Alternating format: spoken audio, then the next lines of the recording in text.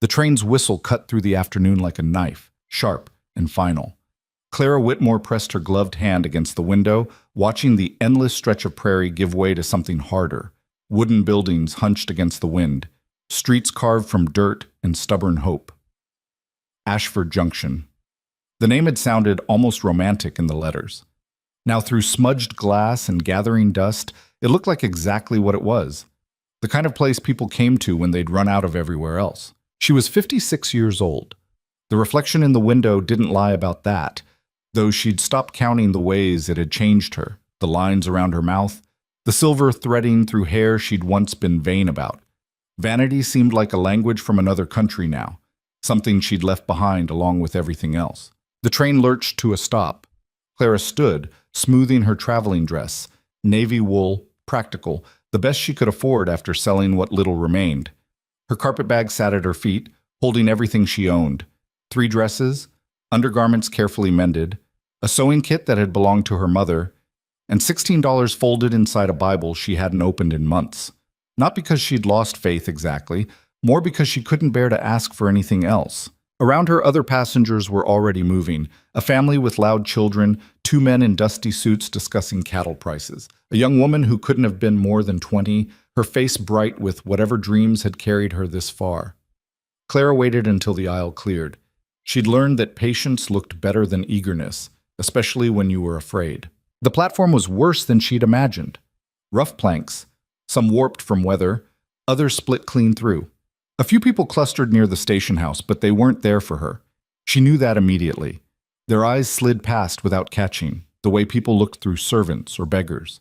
Clara stepped down carefully, testing each board before trusting her weight. The air smelled like coal smoke and horse dung and something else. Something raw she couldn't quite name. Behind her, the train hissed and settled, already preparing to leave. She felt a spike of panic, sudden and sharp. What if she got back on? What if she just rode it to the next town and the next, until the money ran out or she did, but there was nowhere to go back to? That was the thing she'd learned, slowly and then all at once, after Martin died. The Philadelphia boarding house had tolerated her for 3 months before the landlady made it clear. Widows without income weren't charity cases, they were problems. Her sister had written once, a brief note that managed to be both sympathetic and final. I wish we could help, Clara, but Richard says we simply haven't the room. Translation, don't come here. So she'd answered an advertisement. Rancher seeking practical woman for companionship and domestic partnership. Must be of good character and sound health. Age no barrier. She'd written back honestly, perhaps too honestly, about her situation, her age, her willingness to work. His reply had been brief but not unkind. Arrival expected 3rd week of April. Will meet train. That was supposed to be today. Clara scanned the platform again. A man in a brown coat was helping the young woman with her trunk. Another was arguing with the station master about a delayed shipment, but no one approached her. No one looked like they were waiting for anyone in particular. She moved toward the station house, carpetbag heavy in her hand. Inside, the station master sat behind a scarred desk, working through a stack of papers with the resigned air of someone who'd rather be anywhere else. "Excuse me?" Her voice came out smaller than she'd intended. She cleared her throat and tried again. "I'm looking for Mr. Vernon Hobbs. He was supposed to meet the afternoon train." The station master looked up. His eyes were a watery blue, his face weathered to the texture of old leather. He studied her for a moment, not unkindly, but not warmly either, just assessing. "Hobbs came through about an hour ago," he said finally. "Didn't stay." Clara felt something cold settle in her stomach. Did he leave a message?" "Not with me." The man returned to his papers. "Might check the hotel, or the telegraph office." "Which way is that?" He pointed without looking up. "Main Street. Can't miss it." Outside, the wind had picked up, pulling at her skirts and hat. Clara walked slowly, trying to look purposeful rather than lost. Main Street was barely 2 blocks long. A general store, a saloon that looked like it had been built from spare parts, a building marked hotel in faded letters, and a few other structures she couldn't quite identify. The hotel clerk was a thin man with suspicious eyes. "Help you?" "I'm looking for Mr. Vernon Hobbs. I was told he might be staying here." "Hobbs checked out this morning." The clerk's tone made it clear this was not his problem. Do you know where he went? Lady, I don't keep track of guests once they settle their bill. Clara stood there, carpetbag growing heavier by the second, trying to think of what to ask next. The clerk had already dismissed her, his attention shifting to something behind his desk. She tried the telegraph office next. The operator, a middle-aged woman with sharp features, at least looked at her like she was human. Vernon Hobbs? The woman frowned. He sent a wire this morning, took the early train east. The words didn't make sense at first. Clara heard them, but they seemed to belong to a different conversation, a different reality. East? But he was supposed to meet me. We had an arrangement. Can't say I know anything about that. The woman's voice softened slightly. But he definitely left. Saw him at the station myself around 7. Clara walked out into the street. The sun was lower now, the shadows stretching long across the dirt.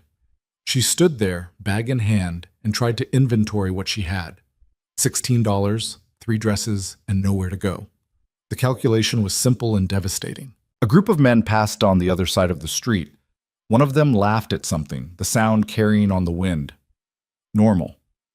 Everything here was normal except for her. She made herself walk back to the hotel. The clerk looked up with barely concealed irritation. How much for a room? $2 a night. 3 if you want meals. $2. That gave her 8 nights if she didn't eat, 5 if she did. And then what? Just tonight, she said, counting out the coins with fingers that wanted to shake.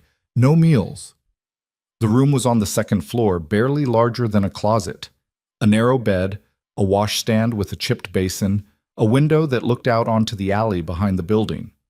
Clara set down her bag and sat on the edge of the bed, still wearing her hat and gloves, and tried to understand what had happened. Vernon Hobbs had invited her here.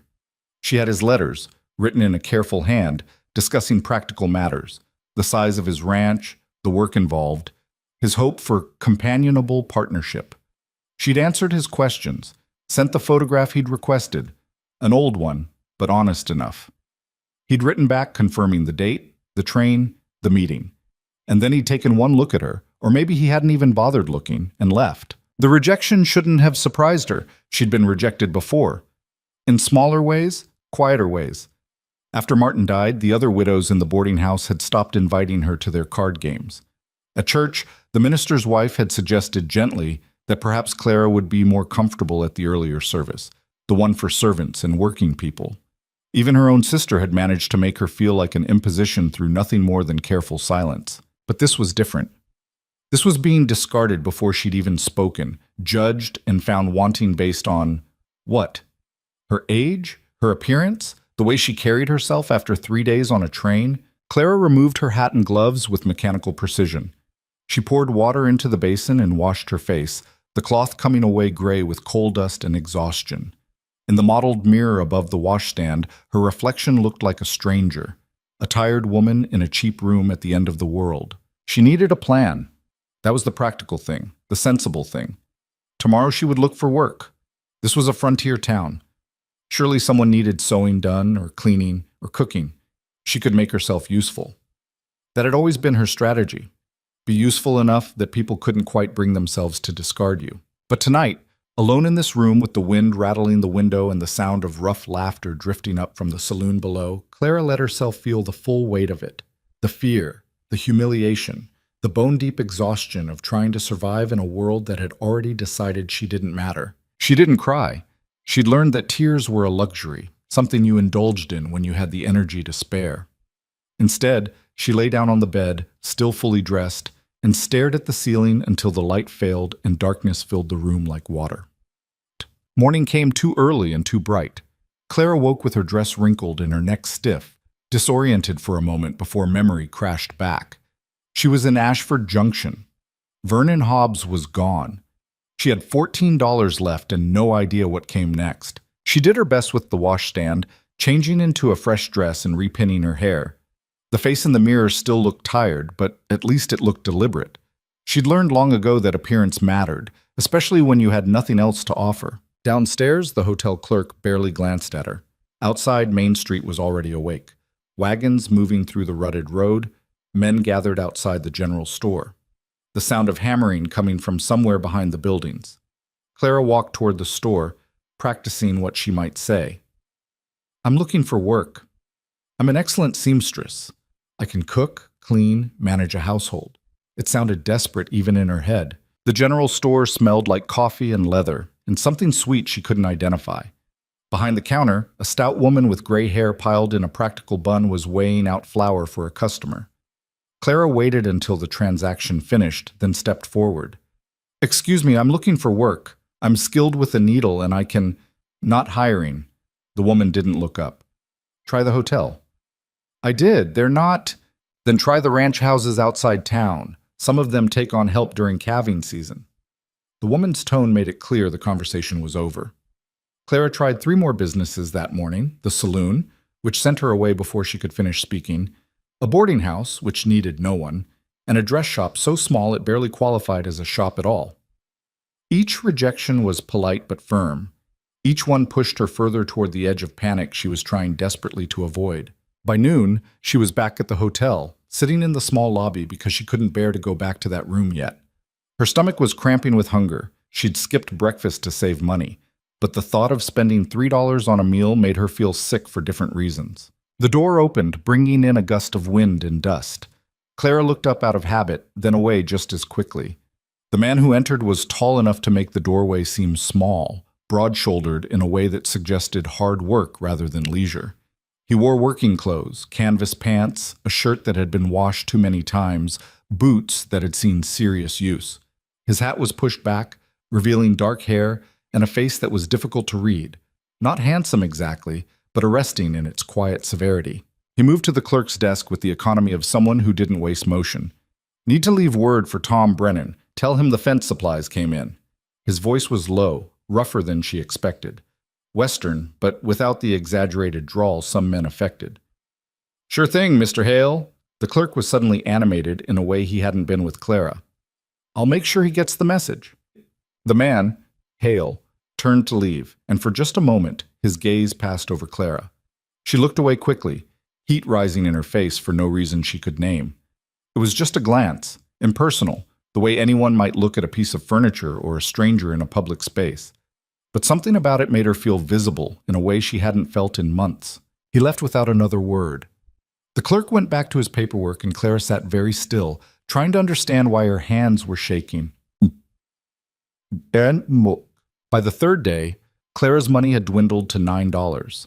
She'd found no work, no prospects, no reason to believe anything would change. The hotel clerk had started looking at her differently. Not with hostility exactly, but with the kind of assessment that suggested he was calculating how long before she became a problem. She'd walked every street in Ashford Junction, knocked on every door that might conceivably need help. The responses ranged from dismissive to almost pitying. One woman had actually offered her $1 to help you on your way, which Clara had refused with as much dignity as she could summon. The worst part wasn't the rejection itself. It was the slow, grinding realization that she'd been foolish to come here at all. Vernon Hobbs had been a fantasy, a desperate grab at stability that had never been real. And now she was trapped in a town that had no use for her, with barely enough money to leave and nowhere to go if she did. On the afternoon of the 3rd day, she was walking back from another fruitless attempt at the general store when she saw him again, the tall man from the hotel. Hale. He was loading supplies into a wagon outside the feed store, moving with that same purposeful efficiency she'd noticed before. Clara meant to walk past without looking. She'd learned that invisibility was safer than notice, especially when you were vulnerable. But something made her glance over just briefly, and she found him looking back. Not staring, not leering, just noticing. She looked away quickly and kept walking, her heart beating harder than it should have been. Behind her, she heard the thud of something heavy being loaded, the creak of wagon wood. Normal sounds. Nothing to be afraid of. Back at the hotel, the clerk stopped her before she could reach the stairs. "Miss Whitmore." His tone was careful, almost apologetic. "I need to talk to you about your accommodation." Clara's stomach dropped. She knew what was coming. "You've been here 3 nights now," he continued, "and I can't help but notice you haven't secured more permanent lodging." "I'm looking for work," Clara said, hating how defensive she sounded. "Once I find something—" "This is a hotel, not a boarding house. We have travelers coming through, people who need rooms. I can't hold this space indefinitely for someone who—" He trailed off, decency preventing him from finishing the sentence. Someone who can't pay. Someone who doesn't belong. "How long do I have?" Clara asked quietly. He had the grace to look uncomfortable. "End of the week. I'm sorry, but that's the best I can do. 2 more days. $4 left, maybe 5 if she was very careful. And then she'd be on the street with her carpet bag and her 3 dresses and absolutely nowhere to go." That night, Clara lay awake listening to the sounds of the town settling around her, boots on boardwalks, piano music from the saloon, a dog barking somewhere in the distance. She thought about her options, trying to be rational, trying to think clearly. She could take what money she had left and buy a train ticket to— where? She'd already exhausted her connections. Her sister had made her position clear. The Philadelphia boarding house wouldn't take her back. She could try another town, another advertisement, but the thought of repeating this whole humiliating process made her feel sick. Or she could stay here and hope something changed, hope that someone would take pity on her, or that work would materialize, or that Vernon Hobbs would suddenly reappear with an explanation and an apology. But hope, Clara had learned, was another luxury she couldn't afford. She must have finally slept because she woke to sunlight and the sound of voices in the hallway. The loud, cheerful voices of people checking out, people going somewhere, people who belonged in the world in ways she no longer did.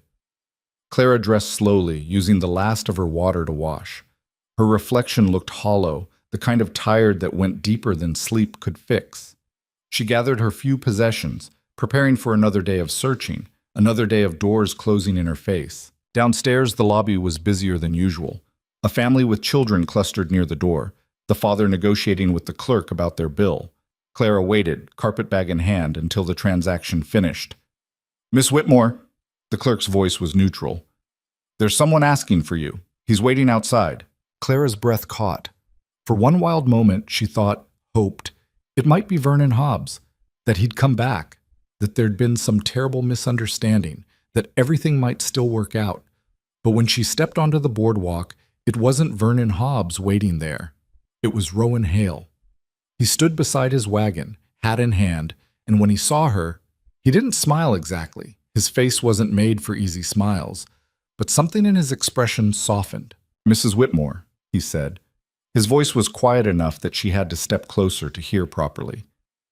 "I hope you don't mind the intrusion. I've been hearing around town that you're looking for work." Clara's mind raced. She didn't know this man, didn't know what he wanted or why he'd sought her out. But desperation had a way of making you bold, or at least making you pretend to be. "That's right," she said, lifting her chin slightly. "I'm a skilled seamstress, and I can manage a household. I'm willing to work hard." He nodded slowly, as if considering this. "I'm not looking for a housekeeper," he said. "My place is too far out for that kind of arrangement, but I heard what happened with Vernon Hobbs." Heat flooded Clara's face. Of course he'd heard. The whole town had probably heard. The pathetic widow who'd come all this way only to be rejected before she'd even said hello. "I see," she said stiffly. "Then if you'll excuse me—" "Wait."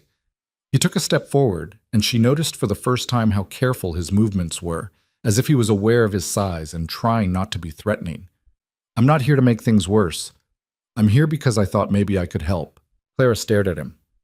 "Help how?" "I have a cabin," Hale said. "About an hour's ride from town. It's not much. Used to be a line shack before I built the main house. But it's sound, and it's empty, and you'd be welcome to use it. No rent, no expectations, just a place to stay while you figure things out." The offer was so unexpected, so impossible to parse, that Clara couldn't immediately respond. Her first instinct was suspicion. Men didn't offer women free shelter without wanting something in return. But there was nothing calculating in Hale's expression, nothing that set off the warning bells she'd learned to trust. "Why?" she asked finally. "You don't know me." "No," he agreed. "But I know what it's like to need help and not get it. And I know this town well enough to know they're not going to make things easy for you." He paused, then added quietly, "You shouldn't have to sleep on the street because Vernon Hobbs is an ass." The bluntness of it startled a laugh out of her. Brief and unexpected, but real. She saw something flicker in Hale's eyes, there and gone too quickly to identify. "I can't pay you," Clara said. I have almost nothing left. Didn't ask you to pay.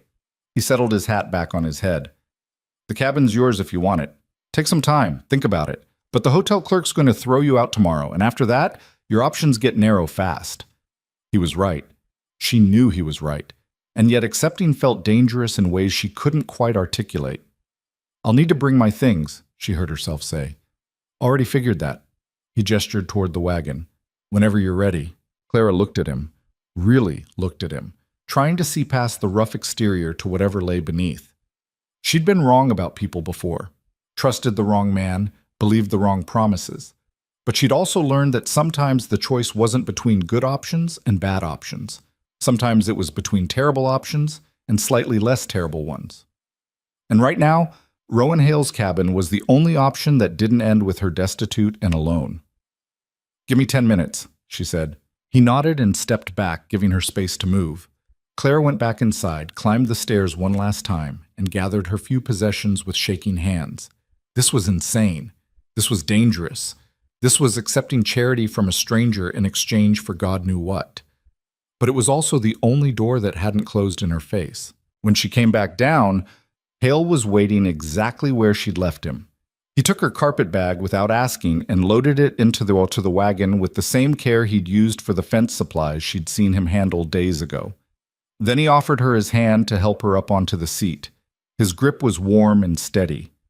Clara settled herself, arranging her skirts, trying to look like this was a normal thing, like she accepted rides from strange men every day of the week. Hale climbed up beside her and took the reins. The wagon lurched forward, and Ashford Junction began to fall away behind them. The hotel, the general store, the railroad platform where her life had first come apart. They rode in silence for a while, the only sounds the creak of the wagon and the steady clip of hooves.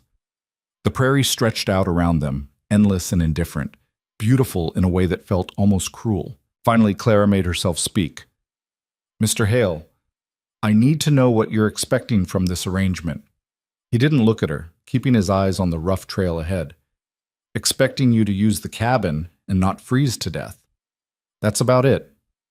People don't do things for nothing. Some people don't, he agreed. But I'm not asking for anything. You need a place. I have one. Seems simple enough to me. And when people start talking, because they will, a woman living alone in a cabin owned by an unmarried man, let them talk. His tone was flat, final. I stopped caring what this town thought about me a long time ago. Clara wanted to believe him. More than that, she wanted to trust the quiet certainty in his voice, the sense that he was exactly what he appeared to be. But trust was expensive, and she'd spent all she had. The cabin appeared gradually, emerging from the landscape like something that had always been there. It was small, rougher than the hotel room she'd left behind, but solid. Smoke-stained chimney, shuttered windows, a door that hung straight in its frame. Hale pulled the wagon to a stop and climbed down, then reached up to help her. Clara accepted his hand again, that same steady grip, and stepped down into the dust and grass. Well, he said, pulling her carpet bag from the back. Here it is. Clara looked at the cabin, then at him, then back at the cabin. This was her life now, this stranger, this shelter, this gamble she couldn't afford not to take. Thank you, she said, because there was nothing else to say. He nodded once, set her bag by the door, and turned back to the wagon. I'll check on you in a few days. Make sure you have what you need. And then he was gone. The wagon rolling away across the prairie, leaving Clara alone with her choices and her fear and the terrible, fragile possibility that maybe, just maybe, this stranger's kindness might be real. She picked up her carpet bag and pushed open the cabin door, stepping into the dim interior. It smelled like dust and disuse, but it was clean. A narrow bed, a small table, a stove that looked functional. Windows that would let in light once she opened the shutters. Clara set down her bag and stood very still in the center of the room, and for the first time in weeks, maybe months, she let herself breathe. The first night in this cabin, Clara didn't sleep. She lay on the narrow bed with her coat pulled over her like a blanket, listening to sounds she couldn't identify. Wind moving through grass, something small scurrying across the roof, the creak and settle of wood adjusting to the temperature drop. Every noise felt like a threat, a reminder that she was alone in a place she didn't understand, dependent on the charity of a man she didn't know. By morning, exhaustion had beaten out fear. She woke to pale light coming through the gaps in the shutters and sat up slowly, her back protesting the thin mattress. The cabin looked different in daylight, still rough, still small, but less threatening. Just a room, just four walls and a roof. Clara stood and opened the shutters one by one, letting in the morning. The view was nothing like Philadelphia. No buildings pressed close together, no streets full of noise and commerce, just prairie stretching out in all directions, broken occasionally by stands of cottonwood or the dark line of what might have been a creek. It was beautiful in a way that made her chest ache. Beautiful and completely indifferent to whether she survived or not. She found the water pump outside, worked the handle until it coughed up something brown, and then clear. The cold shocked her hands awake. She washed her face, drank from cupped palms, and tried to think practically. She had no food, no firewood, no idea where Hale's main house was or how far away the nearest neighbor might be. What she did have was her sewing kit and 3 dresses she could tear apart if she needed to. Clara went back inside and opened her carpet bag, inventorying what she'd brought. Thread in various colors, needles of different sizes, scissors that had belonged to her mother, a few scraps of fabric she'd saved for mending. Not much, but she'd built a life from less before Martin died. She could do it again. The problem was that building a life required materials, and materials required money, and she had exactly $4.60 left. She was sitting at the small table trying to work out some kind of plan when she heard the wagon. Her first instinct was relief. Hale had said he'd check on her in a few days, but maybe he'd come back sooner. Then she looked out the window and saw it wasn't his wagon at all. A woman sat in the driver's seat, older than Clara by maybe a decade, with iron gray hair and a face that suggested she didn't tolerate foolishness. She pulled the wagon to a stop and climbed down with the stiff movements of someone whose joints complained about the cold. Clara stepped outside, suddenly conscious of her wrinkled dress and the fact that she probably looked exactly like what she was, a desperate woman living in a borrowed cabin. "You must be Clara Whitmore," the woman said. No preamble, no pleasantries. "I'm Ruth Kimball. Rowan asked me to bring some supplies out." "I didn't ask him to." "Didn't say you did." Ruth moved to the back of the wagon and started unloading. "But you can't eat pride, and you sure as hell can't burn it for warmth. So unless you've got provisions I don't know about, you'll take what I brought and save the dignity speeches for when you're not half-starved." Clara's face burned, but she helped carry things inside. Flour, salt pork, coffee, a few eggs packed in straw, firewood already split and stacked. Ruth worked efficiently, her movements suggesting this wasn't the first time she'd done this kind of delivery. When everything was unloaded, Ruth stood in the middle of the cabin and looked around with an assessing eye. "Rowan said you could sew." "Yes." Clara straightened her spine. "I'm skilled with the needle. I can make or mend almost anything." "Good." Ruth pulled something from her coat pocket, a piece of fabric torn along one edge. "This is from my daughter's wedding dress. She's getting married in 6 weeks, and the seamstress in town is backed up with orders. If you can match this lace and repair the tear without it showing, I'll pay you $2. And if you do good work, I'll tell the other ranch wives about you." Clara took the fabric carefully, examining the tear and the delicate lace pattern. It was fine work, the kind that required patience and a steady hand. "I can do this," she said, "but I'll need thread to match, and I don't have—" In the wagon, Ruth was already heading for the door. "Brought a few spools, different colors. Take what you need and return what you don't use." She came back with a small box of thread, needles, and even a few pieces of fabric in various colors. Clara stared at it all, trying to understand. "Why are you doing this?" Ruth stopped and looked at her directly. "Because Rowan asked me to help, and I owe him more than I can repay. Because this town chewed you up and spit you out for no good reason, and that sits poorly with me. And because I remember what it's like to need help and be too stubborn to ask for it." She paused. "You got questions about that, or can we move on?" "No questions," Clara said quietly. "Good. I'll be back in 2 weeks for the dress repair. You have trouble before then. My place is about 3 miles southeast. Follow the creek until you see the big barn with the red door. Don't be stupid about asking if you need something." And then she was gone, wagon rattling away across the prairie, leaving Clara standing in a cabin that suddenly felt less like a prison and more like a possibility. The next few days fell into a rhythm that surprised her with its steadiness. Clara woke early, made coffee on the small stove, and worked on Ruth's daughter's dress with the kind of focus she hadn't felt in months. The tier was tricky, the lace pattern didn't quite line up, and she had to carefully pick apart some of the existing stitches to create enough slack for a proper repair. But the work was familiar, almost meditative. Her hands remembered what to do even when her mind wanted to panic. In the afternoons, she explored the area around the cabin. Not far, she wasn't brave enough yet to venture too far from shelter, but enough to start understanding the landscape. She found the creek Ruth had mentioned, cold and quick-moving, a stand of cottonwoods that marked what might have been a property line, and once, in the distance, what looked like cattle grazing on a hillside. She didn't see Hale, didn't see anyone except once, when a rider passed on the far side of the creek and didn't acknowledge her wave. It should have felt lonely. Instead, it felt almost peaceful. No one judging her, no one whispering, no one deciding she wasn't worth their time. On the 5th day, she finished the dress repair. The work was clean, almost invisible if you didn't know where to look.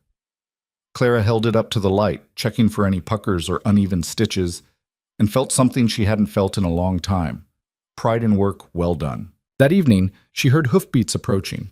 This time it was Hale, riding a dark horse that looked as sturdy and practical as everything else about him. He dismounted and walked toward the cabin, and Clara stepped out to meet him, suddenly aware that she probably should have tried harder with her appearance. "Mrs. Whitmore." He touched the brim of his hat. "Wanted to check if Ruth brought everything you needed." "She did. Thank you." Clara hesitated, then added, "You didn't have to do that." "Couldn't have you starving." He glanced toward the cabin. "Everything working? Stove drawing properly?" "Yes, it's all fine. Better than fine, actually." He nodded, looking like he might leave, then seemed to change his mind. "Ruth mentioned she brought you some sewing work." "She did. I finished it." That was quick. "I'm good at what I do," Clara said, and was surprised by the firmness in her own voice. Something shifted in Hale's expression, not quite a smile, but close. "I don't doubt it."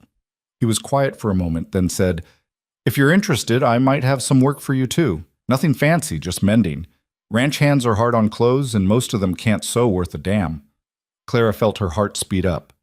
Actual work, regular income, the possibility of not being completely dependent on charity. "I'm very interested." "I'll bring some things by tomorrow then. We can work out payment." "Mr. Hale." Clara made herself ask the question that had been nagging at her since Ruth's visit. "Why are you doing this? And don't say it's just because you have an empty cabin. You're going out of your way to help me, and I need to understand why." He looked at her for a long moment, and she had the sense he was deciding how much truth to tell. Finally, he said, "My mother came out here alone when she was about your age. Her husband had died, her family didn't want her, and she had nothing except some jewelry she sold to buy train fare. She worked as a cook on a ranch until she saved enough to start her own place, just a few acres at first, but it was hers. What happened to her? She died 10 years ago. Built that small place into something bigger than anyone thought possible." He paused. "The men in town called her crazy for trying. The women called her worse things. But she did it anyway. And I learned from watching her that sometimes people just need someone to give them a chance." Clara felt something loosen in her chest. "I'm sorry about your mother." "Don't be. She lived exactly the life she wanted." He gathered his horse's reins. "I'll see you tomorrow with that mending."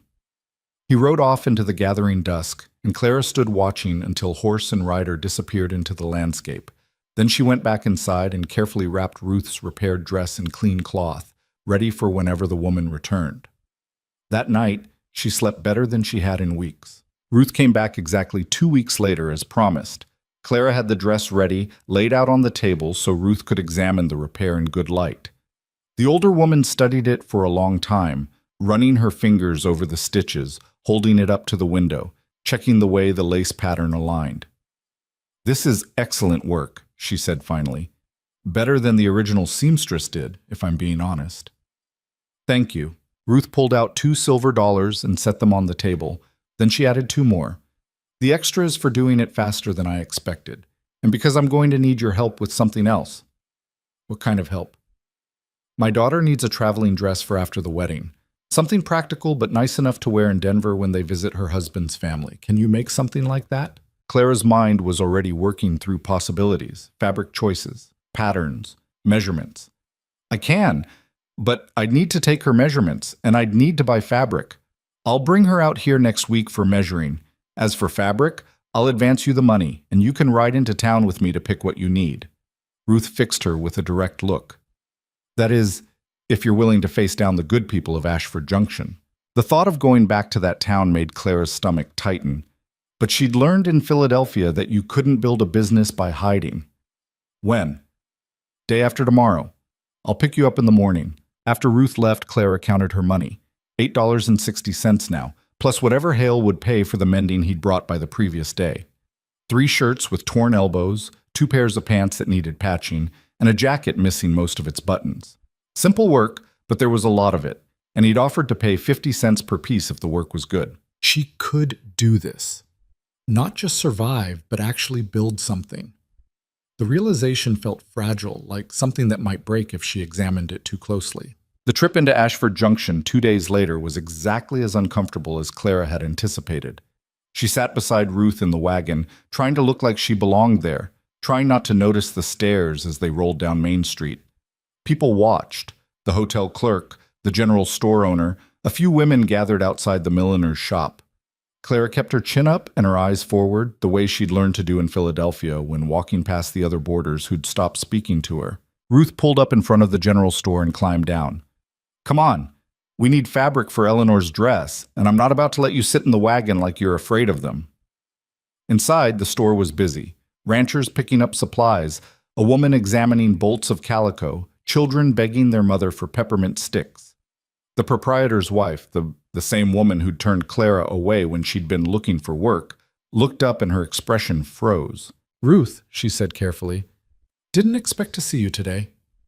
Need some fabric for Eleanor's traveling dress." "This is Clara Whitmore. She's doing the sewing." Ruth's tone was pleasant but firm, making it clear this wasn't up for discussion. The woman's eyes flicked to Clara, then away. "I see. Well, the dress goods are in the back." Clara followed Ruth through the store, acutely aware of people watching, conversations dropping to whispers. She focused on the fabric, running her hands over different bolts, considering colors and weights. Eleanor was getting married in 6 weeks, early summer. She'd need something that could handle travel but wouldn't be too heavy. "This one," Clara said, pulling out a bolt of deep green wool with a subtle pattern woven through it. "It's good quality, and the color will suit most complexions. If we line it with cotton, it'll be comfortable for travel, but still warm enough for mountain evenings." Ruth examined the fabric, nodding slowly. "How much do we need?" Clara did the calculations in her head. Length for the skirt, fabric for the bodice, extra for trim and facing. 4 yards should be enough, with some left over for alterations if needed. The proprietor's wife cut the fabric with mechanical precision, her mouth pressed into a thin line.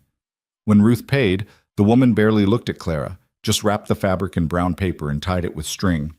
They were almost at the door when someone spoke behind them. "Ruth Kimball, are you really going to let that woman make your daughter's dress?" Clara froze. Ruth turned slowly, and her expression was pleasant, but her eyes were cold. "Is there a reason I shouldn't, Margaret?" The woman who'd spoken, Margaret apparently, was middle-aged and well-dressed, with the kind of face that looked like it had been arranging itself into disapproval for years. "I'm just thinking of Eleanor. You don't know anything about this woman. She showed up here expecting to marry Vernon Hobbs, of all people, and when he had the good sense to refuse her—" "Vernon Hobbs is a coward who wasted this woman's time and money," Ruth cut in. "And if you're about to suggest there was something improper about Clara coming out here to marry, you might want to remember that your own mother came west as a mail-order bride, same as half the women in this territory." Margaret's face went red. "That's hardly the same thing, isn't it?" Ruth shifted her package. "Seems to me the only difference is that your mother got lucky and Clara didn't, but I suppose it's easier to judge than to help, isn't it, Margaret?" She turned and walked out, and Clara followed, her face burning but her spine straight. Outside, Ruth loaded the fabric into the wagon and climbed up. "Don't let them get to you," she said as Clara settled beside her. "They're small people living small lives, and the only way they know how to feel big is by making others feel small." "She wasn't wrong, though," Clara said quietly. "I did come here expecting to marry a stranger. That's not exactly respectable." "Respectable." Ruth snorted. "Half the marriages in this territory started with advertisements and letters. The only difference is that some of them worked out and yours didn't. That's not a moral failing, Clara. That's just bad luck." They rode in silence for a while, the town falling away behind them. Finally, Clara said, "Thank you for defending me." "Wasn't doing it for you," Ruth said bluntly. "Was doing it because Margaret Henderson is a self-righteous busybody who needs to be taken down a notch every now and then. You just happened to be the excuse." But there was something in her tone that suggested that wasn't entirely true, and Clara felt a small warmth settle in her chest. She had an ally. Maybe not a friend, she wasn't naive enough to assume that yet, but someone who was willing to stand beside her when it mattered. The days began to blur together in a way that felt less like monotony and more like rhythm. Clara worked on Eleanor's traveling dress, carefully cutting the green wool and stitching it together piece by piece. She finished Hale's mending and received 75 cents more than he'd promised, along with another bundle of clothes that needed attention. She planted a small garden beside the cabin using seeds Ruth had brought her, though she had no idea if anything would actually grow. And slowly, almost without noticing, she started to feel like she belonged in the cabin. Not just staying there temporarily, but actually living there. She rearranged the furniture to catch better light for sewing. She hung her dresses on pegs she hammered into the wall herself. She learned which floorboard creaked and how to work the stove damper to keep the fire burning steady. Hale came by every few days, usually in the evening, always with some excuse, checking if the roof needed repair, bringing more mending, dropping off firewood. They didn't talk much at first. He wasn't a man comfortable with conversation, and Clara had spent too many years being talked at to force words where they didn't naturally fit. But gradually, the silences became easier. He'd sit on the porch step while she worked, watching the sun drop toward the horizon, and they'd exchange a few sentences that felt more substantial than all the empty pleasantries she'd endured in Philadelphia. "You ever raise cattle?" he asked one evening. "No, I've lived in cities my whole life." He nodded slowly. "It's different out here. Harder in some ways, easier in others." "Harder how?" "Weather doesn't care about your plans, neither do the cattle.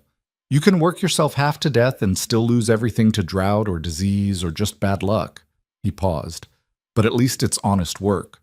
The land doesn't pretend to be something it's not." Clara looked out at the prairie, darkening now as the light failed. "I like that about it," she said. "The honesty." He glanced at her, something unreadable crossing his face. "Yeah, I thought you might." It was during one of these visits that Clara finally asked about the property boundaries. They were sitting on the porch. She'd dragged out the one chair for him, and she sat on the step. And she'd been wondering about it for weeks. "How much land do you own, Mr. Hale?" "Rowan," he said, "and it's about 1,200 acres, give or take." Clara tried to picture that much space, and couldn't. "That's enormous. It's enough to run cattle properly. Less than some, more than others." He was quiet for a moment. "My mother started with 40 acres. Took her 20 years to build it up to what I've got now." "You must miss her." "Every day." He stood, preparing to leave. "But she taught me everything that matters. How to work. How to judge character. How to hold your ground when people tell you you're crazy." He looked at Clara directly. "She would have liked you, I think." The comment caught her off guard, and she didn't know what to say. He was already moving toward his horse, and by the time she found words, he was riding away into the dusk. That night, Clara lay in bed and thought about what he'd said. She would have liked you. Not you would have liked her, but the reverse. As if Clara was someone worth liking, someone worth knowing. The idea felt strange and fragile and surprisingly painful. 2 weeks later, Ruth brought Eleanor out for measurements. The girl was 19, pretty in a simple way, nervous about the wedding, but trying to hide it. Clara measured carefully, bust, waist, hips, sleeve length, and made notes about Eleanor's preferences for the dress style. "I don't want anything too fancy," Eleanor said. "Thomas is a practical man, and I don't want him thinking I'm going to be the kind of wife who needs expensive things." "Practical doesn't mean plain," Clara said. "We can make something beautiful that's also useful. Trust me." After Eleanor and Ruth left, Clara started working on the dress with a focus that surprised even her. She wanted it to be perfect. Not just good, but genuinely beautiful. She added details Ruth hadn't asked for. Careful pleating at the cuffs, a subtle trim at the collar, buttons she covered herself with matching fabric. It was the kind of work she used to do in Philadelphia when she still thought she might build a real business, before Martin's death and the slow collapse of everything she'd tried to build. She worked late into the evenings, her fingers cramping, her eyes straining in the lamplight. And somewhere in the middle of creating this dress for a girl she barely knew, Clara realized she was happy. Not content, not resigned, actually happy. The work mattered, she mattered, and that was more than she'd felt in years. The dress was finished 3 days before the wedding. Clara had Ruth bring Eleanor out one more time for a final fitting, and when the girl put it on, even Ruth went quiet. "Oh," Eleanor breathed, turning to see herself in the small mirror Clara had propped against the wall. "Oh, it's beautiful." The green wool fit her perfectly, the bodice tailored to flatter without being improper, the skirt falling in clean lines that would travel well. The pleating at the cuffs caught the light when she moved, and the covered buttons looked like tiny jewels running down the front. "You did this?" Eleanor turned to Clara, her eyes bright. "You made this?" "I did. It's the most beautiful thing I've ever owned." Eleanor's voice cracked slightly. "Thank you." Ruth paid Clara $10, more than they'd agreed on, and wouldn't hear arguments about it. "It's worth every cent," she said, "and I'm going to make sure every woman at that wedding knows who made it." After they left, Clara sat alone in the cabin with $10 in her hand and something that felt dangerously close to hope in her chest. She had $23 now, enough to live on for weeks if she was careful, enough to buy more fabric, take on more work, maybe even start building something that looked like a real business. But that evening, when Hale stopped by to drop off more mending, she saw something different in his expression, something tight around his eyes that hadn't been there before. "What's wrong?" she asked. He dismounted slowly, not quite meeting her gaze. "There's talk in town." Clara's stomach dropped. "What kind of talk?" "About you living out here. About our arrangement." He finally looked at her. "People are saying things that aren't true, and it's starting to become a problem." "What kind of problem?" "The kind where the minister might get involved. Or worse, the territorial authorities." His jaw was tight. "They're saying you're living here improperly, that there's something inappropriate happening." Clara felt heat flood her face, followed immediately by cold fury. "That's ridiculous. You've been nothing but respectful. You barely even come inside the cabin." "Doesn't matter what's true. Matters what they believe." He ran a hand through his hair, frustrated. "I knew this might happen. Should have known it would happen. This town doesn't know how to mind its own business." "So what do we do?" He was quiet for a long time. When he finally spoke, his voice was careful. "We could make it proper. Get married. Not a real marriage, just a legal arrangement to stop the talk. You'd keep the cabin, keep your independence. I wouldn't expect anything from you except maybe using the same last name." Clara stared at him. "You're proposing marriage." "I'm proposing a solution to a problem neither of us asked for." He looked uncomfortable, almost pained. "But I'm not going to pressure you.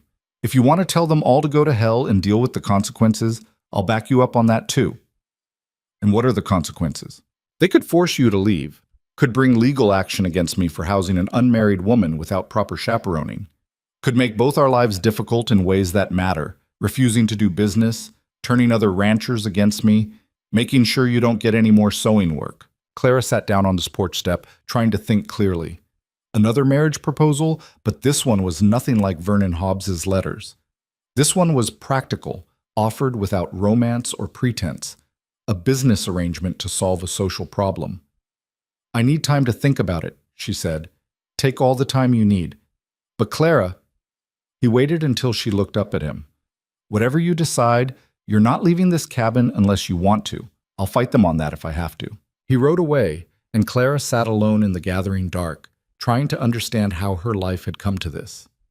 2 months ago, she'd been a desperate widow, hoping to marry a stranger. Now she was being offered marriage by a different stranger, for completely different reasons, and somehow the whole situation felt both absurd and terrifying. She didn't sleep that night, just lay in bed thinking about choices and consequences and the strange, complicated arithmetic of survival. Morning came with no answers. Clara made coffee and sat at her small table, watching light creep across the prairie, and tried to think about Rowan's proposal rationally. Marriage as a legal shield. Marriage as a way to silence gossip. Marriage as anything except what marriage was supposed to be. She'd done that once already, in a way. Married Martin because he was kind and stable and offered her a life that seemed safe. She'd cared for him, maybe even loved him in the careful way you loved someone who'd rescued you from uncertainty. But there had never been passion, never been the kind of connection the romance novels talked about. Just comfort and companionship, and the practical business of building a life together. And when he died, she'd discovered that practical marriages left you with practical problems. No money, no property in your name, no legal claim to anything you'd helped build. So what would a marriage to Rowan look like? He'd said she could keep the cabin, keep her independence. But what happened when he decided he wanted something different? What happened when convenience turned into expectation? She was still sitting there, coffee gone cold, when she heard a wagon approaching. Not Rowan's. She'd learned to recognize the particular rattle of his rig. This one was faster, more careless with the ruts. Clara stepped outside and saw a man she didn't recognize driving a wagon with official-looking lettering on the side. He pulled up and climbed down, holding a sheaf of papers. "You Clara Whitmore?" "I am. I'm here on behalf of the Territorial Land Office." He consulted his papers. "There's been a complaint filed regarding your residency on this property. Says here you're occupying a dwelling without proper legal arrangement or moral supervision." Clara's hands went cold. "Who filed the complaint?" "That's confidential, but I'm authorized to inform you that you have 30 days to either formalize your living arrangement through legal marriage or vacate the premises." He looked up from his papers, and his expression wasn't unkind, just tired. "Look, lady, I don't make the rules, but that's how it is. This cabin belongs to Rowan Hale. If he's willing to let me stay here, doesn't matter what he's willing to do. An unmarried woman can't cohabitate with or be supported by an unmarried man without it being considered morally suspect. That's territorial law, and I've got to enforce it." He tipped his hat. 30 days, ma'am. After that, I'll be back with the marshal if necessary." He climbed back into his wagon and drove away, leaving Clara standing in the dust with the taste of panic in her mouth. 30 days. 4 weeks to either marry Rowan or lose everything she'd started to build. She went back inside and paced the small cabin, anger and fear competing for dominance. Someone had filed that complaint. Margaret Henderson, probably, or one of the other righteous women from town who'd decided Clara's existence was offensive. And now the law was going to force her into marriage or force her out entirely. The injustice of it burned. She'd done nothing wrong. Rowan had done nothing wrong. But the appearance of impropriety was apparently enough to destroy what little stability she'd managed to scrape together. By the time Rowan showed up that evening, Clara had worked herself into a state somewhere between fury and despair. She met him at the door before he could even dismount. "They're making me leave," she said. 30 days, and then the marshal comes to evict me unless I'm married." Rowan's expression went dark. He swung down from his horse and stood very still for a moment, and Clara could see him working to control his temper. "Who delivered the notice?" "Someone from the land office. He said there was a complaint." "Of course there was." Rowan's voice was flat, dangerous in a way she hadn't heard before. "This is Margaret Henderson's doing. She's been trying to run me off this land for years, and when she couldn't do that, she decided to make my life difficult in other ways." "Why does she hate you so much?" "Because my mother refused to sell her husband this property 20 years ago, and because I won't go to their church or pretend to respect people who don't deserve it." He turned to look at her directly. "Clara, I meant what I said before. If you want to fight this, I'll fight it with you, but fighting means lawyers and money and time, and we might lose anyway. And the alternative is marriage. A legal arrangement," he corrected. "We sign papers, you take my name, and the gossips lose their ammunition. But nothing else has to change. You keep working, keep the cabin, keep your independence. I'm not asking for a wife in any real sense." Clara wrapped her arms around herself, cold despite the mild evening. "What do you get out of this, Rowan? Why would you tie yourself to someone you barely know just to solve a problem other people created?" He was quiet for so long she thought he might not answer. When he did, his voice was rough. "My mother spent her whole life being judged and dismissed because she didn't fit what people expected. She was too old, too independent, too stubborn to accept help or bow down to men who thought they knew better. And she died respected, but she died tired. Tired of fighting battles that shouldn't have needed fighting." He met Clara's eyes. "I watched that happen, and I swore I'd never let it happen to someone else if I could prevent it. So this is about your mother?" "No." His tone was firm. "This is about you being a good person who deserves better than what this town is trying to do to you. My mother's just the reason I recognize that." Clara felt something shift in her chest. Not quite trust, not quite belief, but something in that direction. "If we do this, I need to know what you really expect, not the version you think I want to hear. The truth. The truth. Rowan seemed to consider this. I expect you to keep being who you are. Keep building your sewing business. Keep making this place yours. I expect honesty between us. If something's not working, we talk about it rather than letting it fester. And I expect that if you ever want to leave, you tell me straight, and we figure out how to end this arrangement without destroying each other. That's all? That's all. Clara turned away, looking out at the darkening prairie. She was 56 years old, and she'd learned that nothing was ever as simple as it seemed. But she'd also learned that sometimes you had to take a risk or spend the rest of your life wondering what might have been. All right, she said quietly. Let's get married. She felt rather than saw Rowan's surprise. When she turned back, his expression was carefully neutral, but something in his eyes had changed. You're sure? No. But I'm more sure of this than I was of coming out here to marry Vernon Hobbs, and I did that anyway. She managed a small smile. At least this time I know what I'm getting into. Do you? The question hung between them, loaded with meaning Clara wasn't quite ready to examine. I know enough, she said finally. When do we need to do this? Soon, before they can come up with another reason to make trouble. He hesitated. I'll talk to the minister tomorrow. We can do it simple, just the legal necessities. Ruth can stand as witness. All right. Rowan moved toward his horse, then stopped and turned back. Clara, I know this isn't what you wanted when you came out here. I know it's not. He struggled for words. I just want you to know I'll try to make it as bearable as possible. Bearable, Clara repeated. The word should have stung, but somehow it didn't. It was honest, at least. Better than empty promises about love or happiness or any of the other lies people told themselves about marriage. After he left, Clara went inside and sat at her table, trying to process what she'd just agreed to. Marriage to a man she barely knew, for reasons that had nothing to do with affection or desire. It should have felt like defeat. Instead, it felt like something else. Defiance, maybe. A way of refusing to let the Margaret Hendersons of the world decide her fate. The wedding happened 4 days later in Ruth's parlor, with no ceremony beyond the legal minimum. The minister, a thin man who looked deeply uncomfortable with the whole proceeding, read through the vows with mechanical efficiency. Clara wore her best dress, the one she'd been saving for special occasions, and Rowan wore what looked like the same clothes he always wore, just cleaner. Do you, Rowan James Hale, take this woman to be your lawfully wedded wife? I do. And do you, Clara Margaret Whitmore, take this man to be your lawfully wedded husband? Clara looked at Rowan, standing there solid and quiet, and utterly lacking in romance, and thought about all the ways her life had gone wrong, and the few ways it had gone unexpectedly right. I do. The minister had them sign the license. Ruth signed as witness, along with her husband Thomas, who'd been pulled away from ranch work and looked like he'd rather be anywhere else. And just like that, Clara was married for the second time in her life, under circumstances even stranger than the first.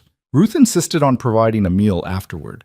Nothing fancy, just beef and potatoes and bread she'd baked that morning. They ate in awkward near silence, the weight of what had just happened settling over all of them. Finally, Thomas cleared his throat. Well, Rowan, I suppose congratulations are in order. Suppose so, Rowan said, not looking particularly congratulated. You'll bring Clara around for Sunday dinner next week. Ruth's already planning it. Tom, I haven't, Ruth started, but her husband cut her off. You were planning it before we left the house this morning. Don't pretend otherwise. He turned to Clara. Fair warning, my wife's idea of a simple dinner usually involves enough food to feed half the territory. Pace yourself. It was the first moment of genuine warmth since the ceremony, and Clara felt some of her tension ease. I'll keep that in mind. After the meal, Rowan drove Clara back to the cabin in his wagon.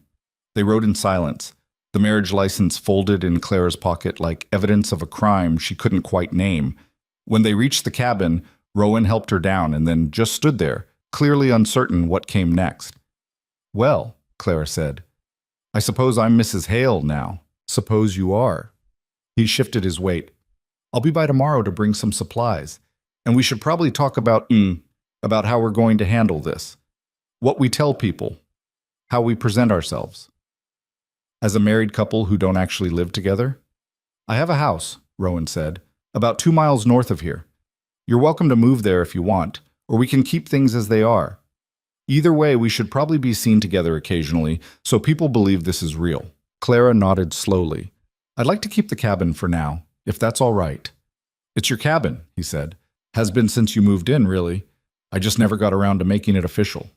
Something in his tone made her look at him more carefully. What do you mean? I mean, I had the land deed transferred to your name 2 weeks ago. Figured you should have something that was actually yours, regardless of what happened with the marriage.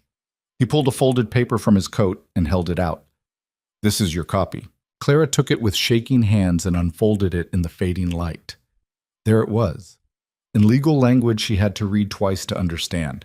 A land deed transferring ownership of the cabin and 5 acres surrounding it to Clara Margaret Whitmore, dated 2 weeks before their wedding.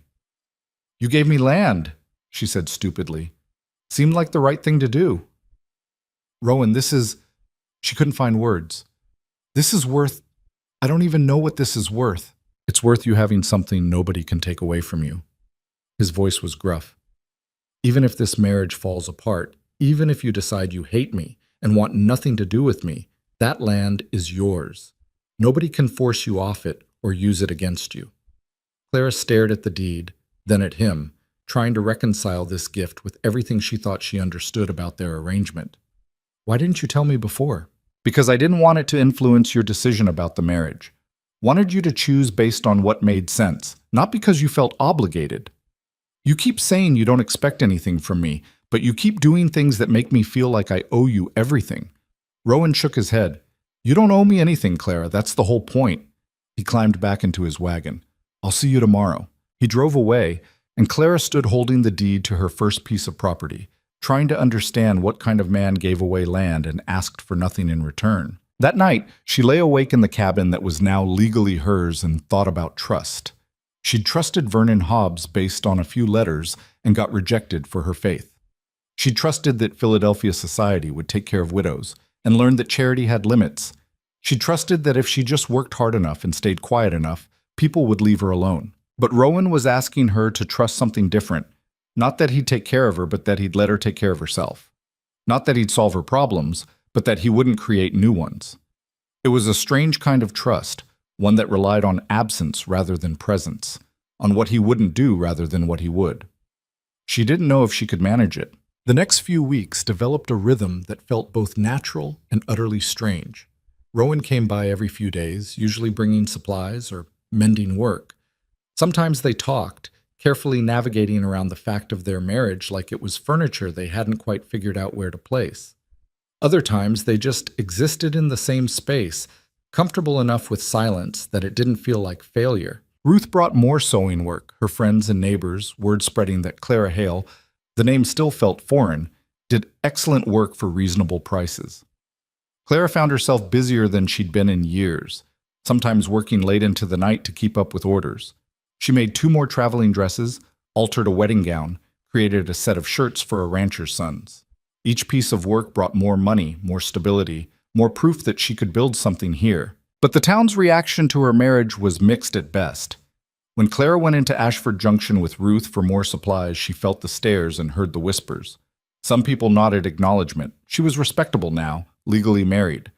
But others looked at her with open skepticism, like they knew the marriage was a sham and were just waiting for proof. Margaret Henderson cornered her outside the general store one afternoon. Mrs. Hale. The title sounded like an accusation. I hear congratulations are in order. Thank you, Clara said evenly. Quick courtship, wasn't it? 1 month you're being rejected by Vernon Hobbs, the next you're married to Rowan Hale. Margaret's smile was sharp. Some might say suspiciously quick. Some might say it's none of their business. Everything that happens in this community is our business, Mrs. Hale. We look after our own, and that means keeping standards. Margaret leaned closer. Rowan Hale has always been trouble. His mother was odd, and he's no better. I'd be careful if I were you. These convenient marriages often turn out to be less convenient than people hope. Clara felt anger rise in her chest, hot and sharp. You know what I think, Mrs. Henderson? I think you're angry because you spent so much energy trying to make my life difficult, and it didn't work. I'm still here. I'm still building a business. And I'm married to a good man who has more integrity in his little finger than you've shown in all our interactions. Margaret's face went red. How dare you? I dare because I have nothing left to lose. You already did your worst. You got the land office involved. You spread gossip. You tried to drive me out. And I'm still here. Clara picked up her packages. Now, if you'll excuse me, I have work to do. She walked away before Margaret could respond, her heart pounding, but her head high. Ruth, who'd been watching from the wagon, grinned as Clara climbed up beside her. That was magnificent, Ruth said. Margaret's been needing someone to stand up to her for years. I probably just made things worse. Maybe, but at least you did it with style. That evening, Clara told Rowan about the encounter. They were sitting on the cabin porch, him on the step and her in the chair, watching the sunset in shades of orange and purple that seemed impossible. Margaret's going to cause more problems now, Rowan said. She doesn't take well to being challenged. Let her try. I'm tired of being afraid of what people think. He looked at her with something that might have been approval. Good. Fear makes you small, and you're better than that. How would you know? Clara asked.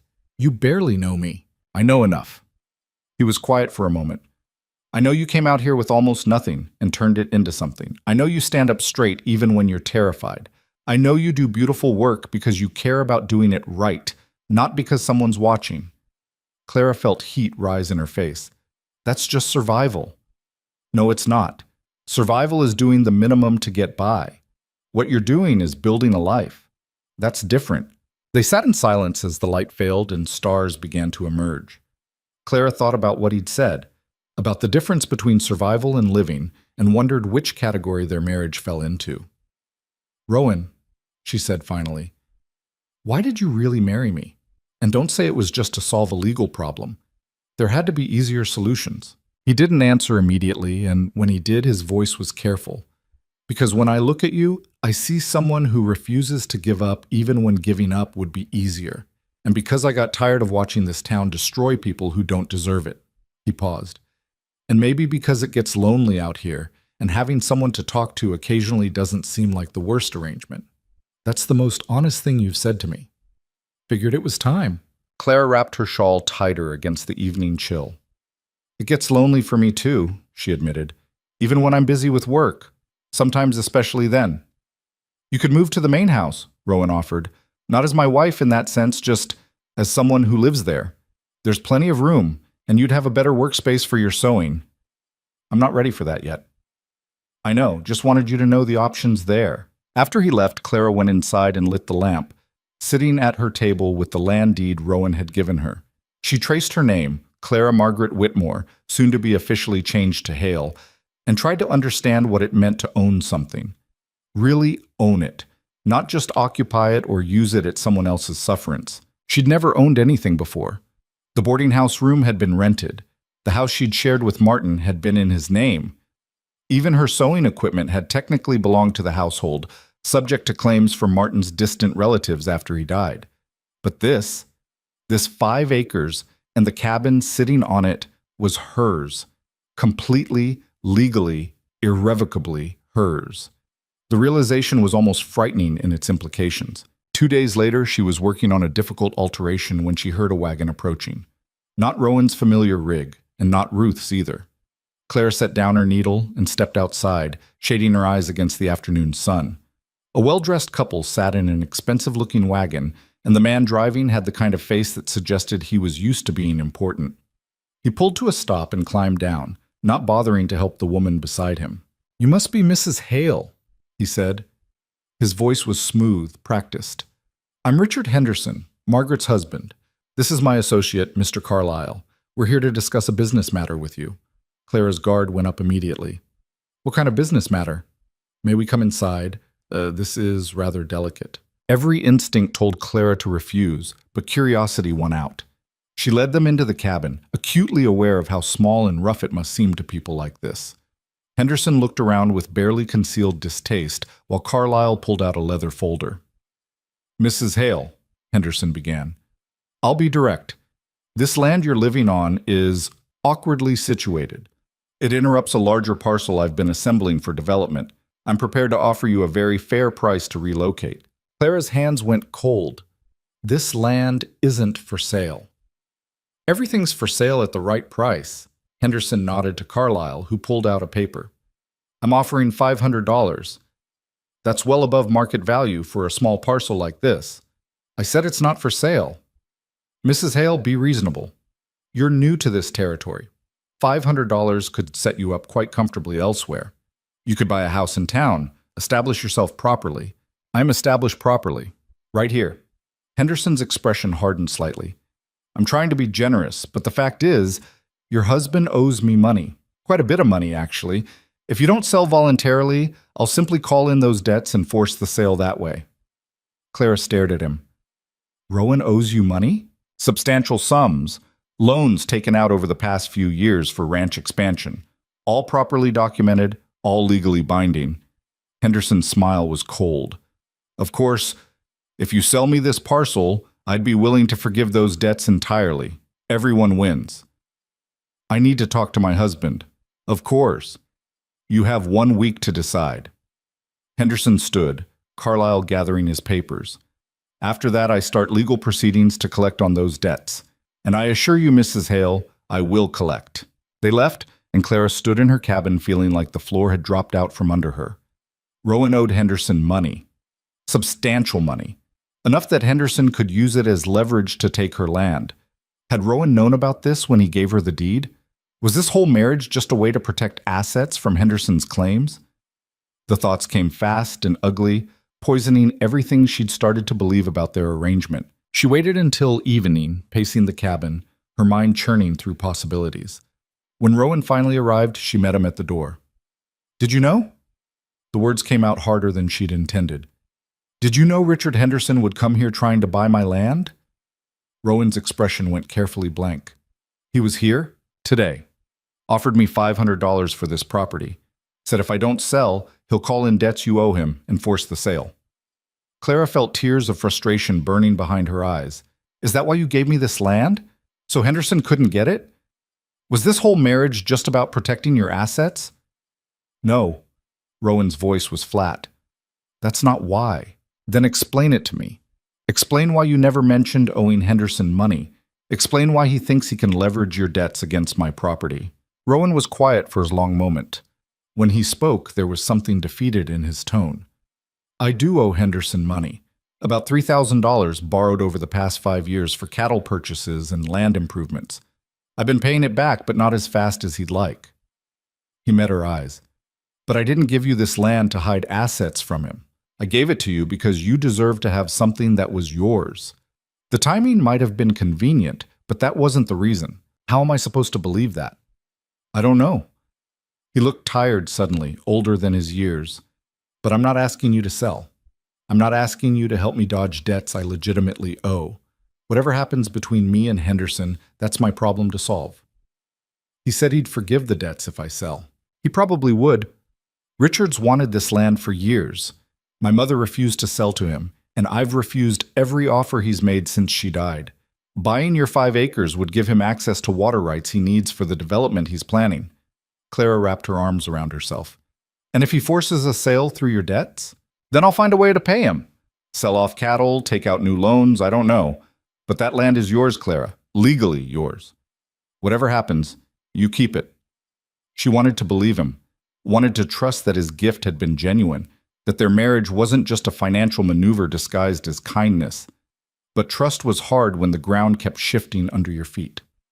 I need time to think, she said. Rowan nodded and turned to leave, then stopped. For what it's worth, I'm sorry. Sorry Henderson's trying to use you to get to me. Sorry this got complicated, and sorry I didn't tell you about the debts before now. I should have. After he left, Clara sat alone in the darkness and tried to figure out what to do. $500 was more money than she'd ever had at once. It could buy her a house in town, set her up with a proper workshop, free her from dependence on Rowan entirely. But it would also mean giving in, letting Richard Henderson win, abandoning the first thing she'd ever truly owned. She thought about what Rowan's mother must have been like, a woman who'd refused to sell despite pressure, who'd built something from nothing through sheer stubborn will, a woman who'd died tired from fighting battles that shouldn't have needed fighting. And Clara realized she was tired too, tired of being pushed around, tired of having her choices made for her, tired of people assuming she was weak just because she'd made mistakes or needed help. She wasn't selling, not for $500, not for any amount Henderson could offer. The land was hers, and she was keeping it. The next morning, Clara rode into town with Ruth, the land deed folded carefully in her pocket. She'd asked Ruth to come early, before most people would be out, but Ashford Junction had a way of being awake no matter the hour. The general store was already open, and she could see figures moving behind the windows of the hotel. "You sure about this?" Ruth asked as they pulled up outside the land office. "No," Clara said honestly, "but I'm doing it anyway." The clerk inside was the same watery-eyed man who'd pointed her toward the hotel on her first day in town. He looked up when she entered, recognition flickering across his face. "Help you?" Clara set the deed on his desk. "I need to verify that this transfer was properly recorded and that the land is legally mine, free and clear of any claims or liens." The clerk picked up the deed and examined it, his expression shifting from bored to interested. "This is the old Hale Line cabin parcel. Rowan transferred it to you?" "He did. Is there a problem with that?" "No problem, just unusual." He opened a large ledger and ran his finger down the entries. "Transfer was recorded properly. No liens, no outstanding claims. It's yours, Mrs. Whitmore." "Hale?" Clara corrected quietly.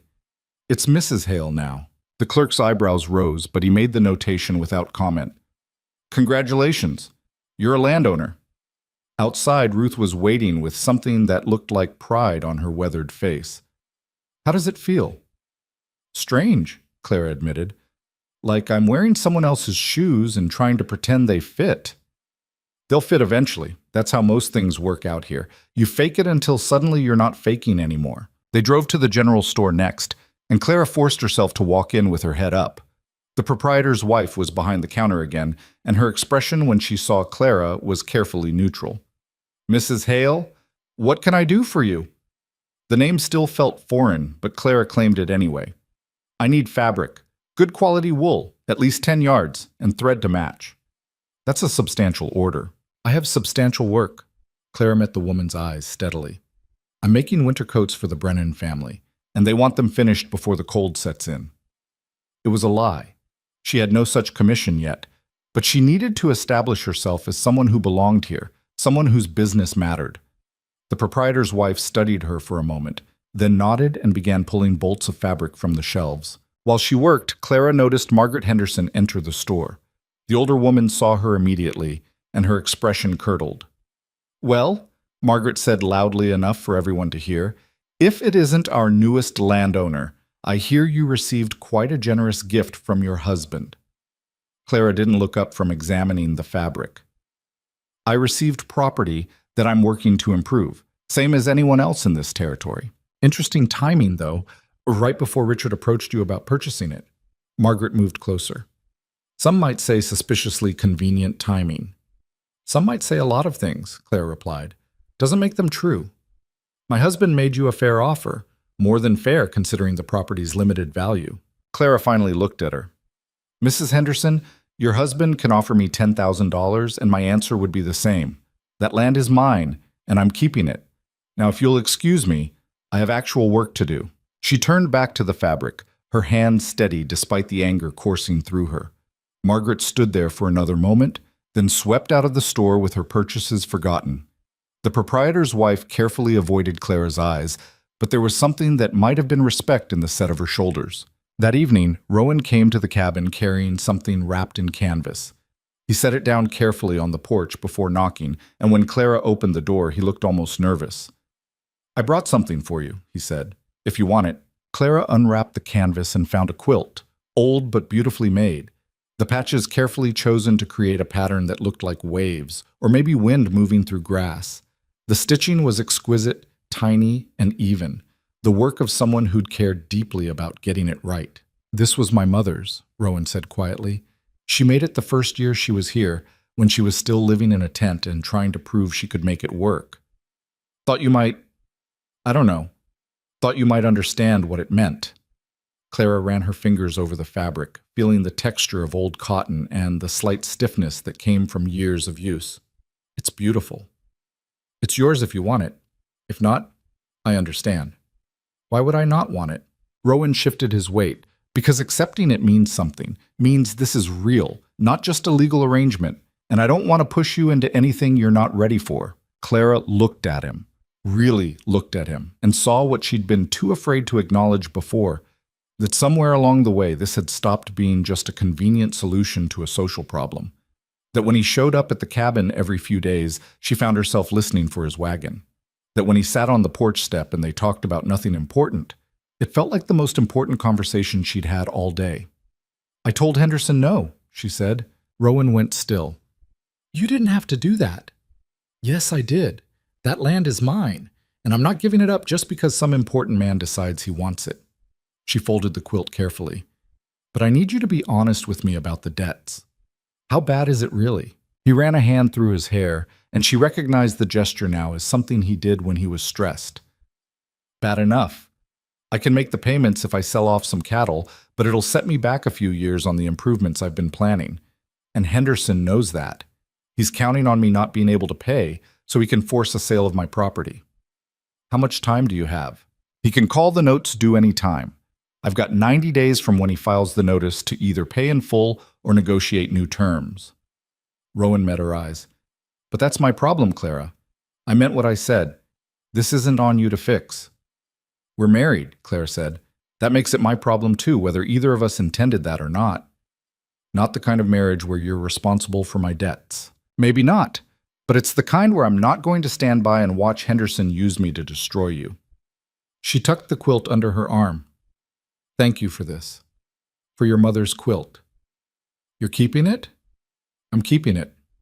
Something shifted in Rowan's expression, and for a moment Clara thought he might say something important. But he just nodded and turned to leave, and she watched him ride away into the twilight with her heart doing complicated things in her chest. The next few days, Clara threw herself into work with an intensity that surprised even her. She finished Ruth's order early and took on 3 more commissions.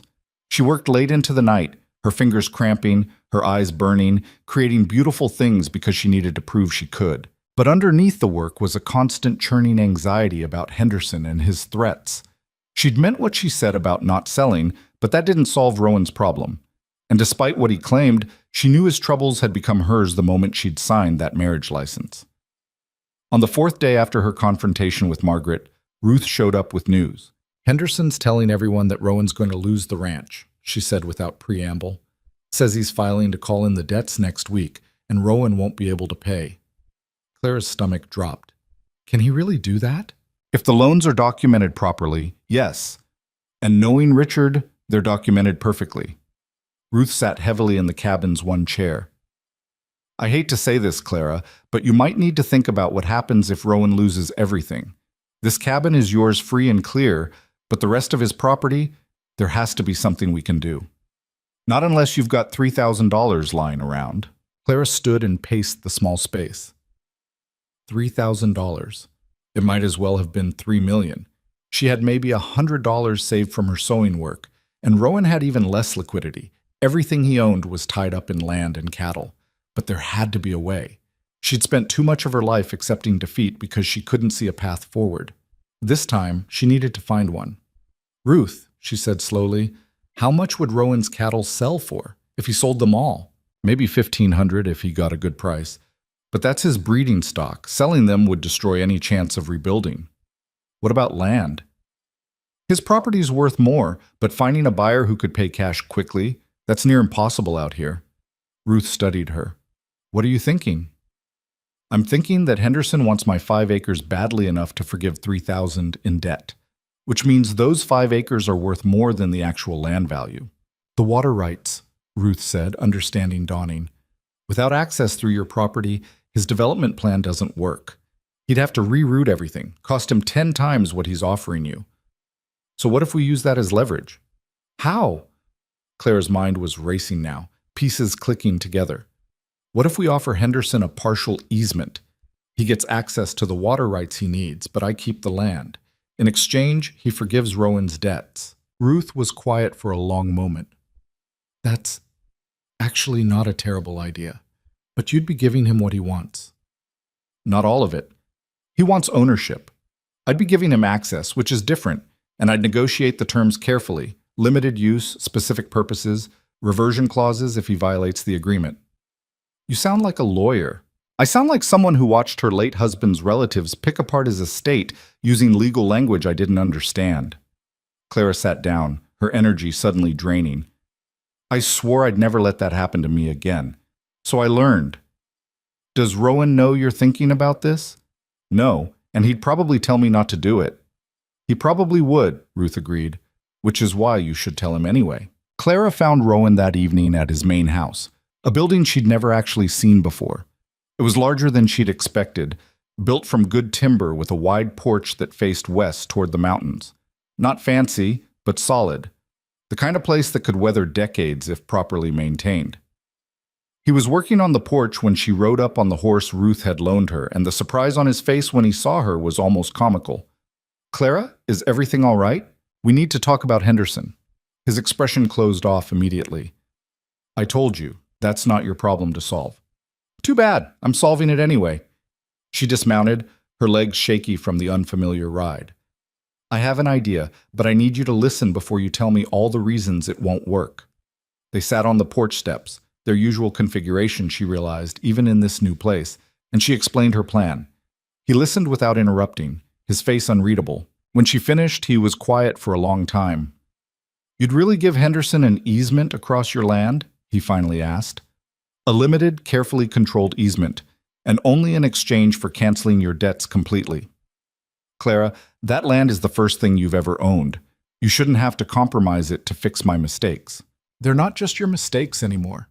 She looked at him directly. "We're married, Rowan.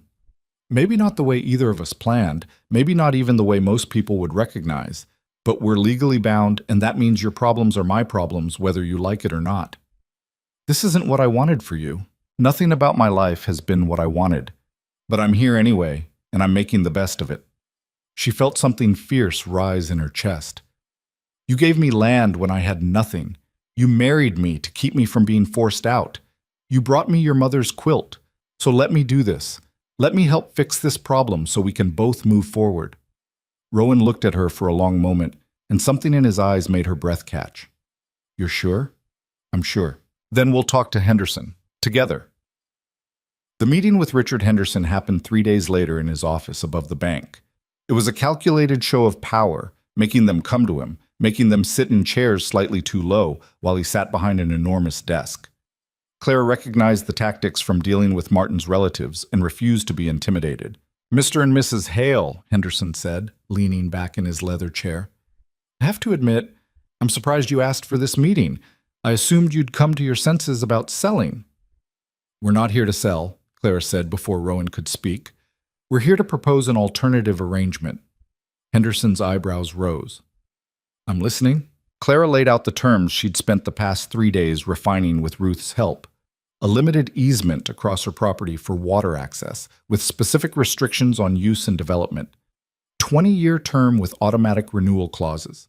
In exchange, immediate forgiveness of all debts owed by Rowan Hale.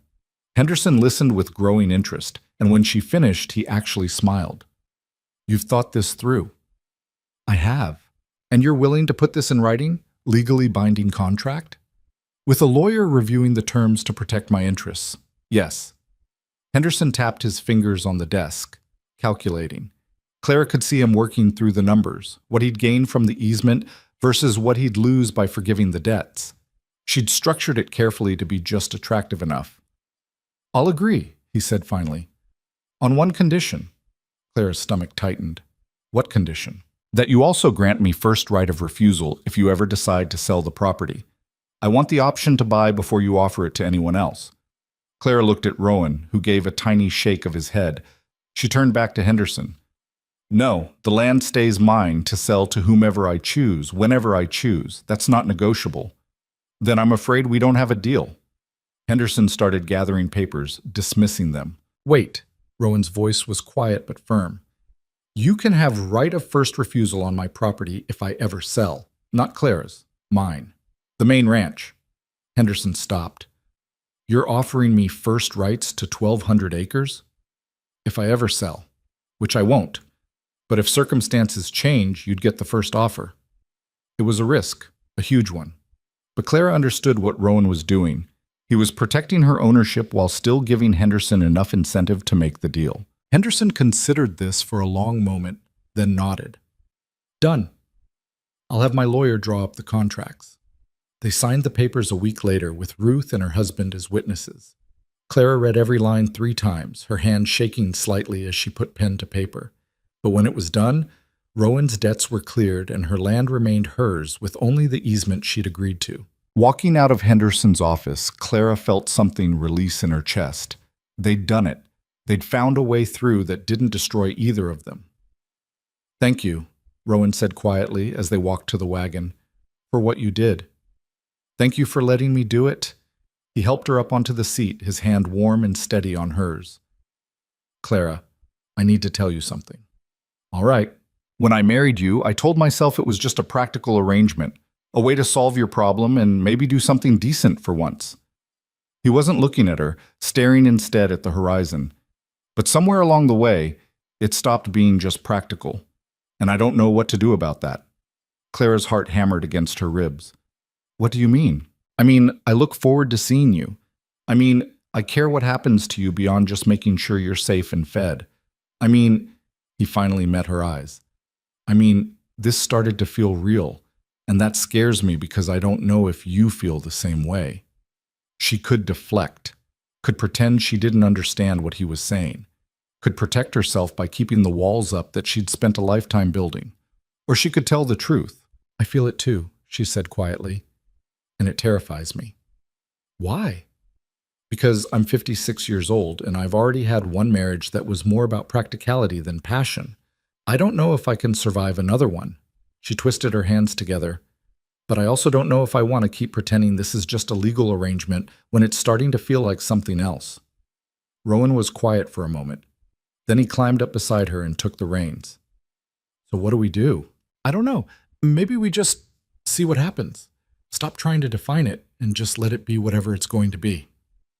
That seems terrifying. Everything about this is terrifying, Clara said. Might as well be terrified together. He laughed, a real laugh, rough and surprised, and drove them back toward the cabin.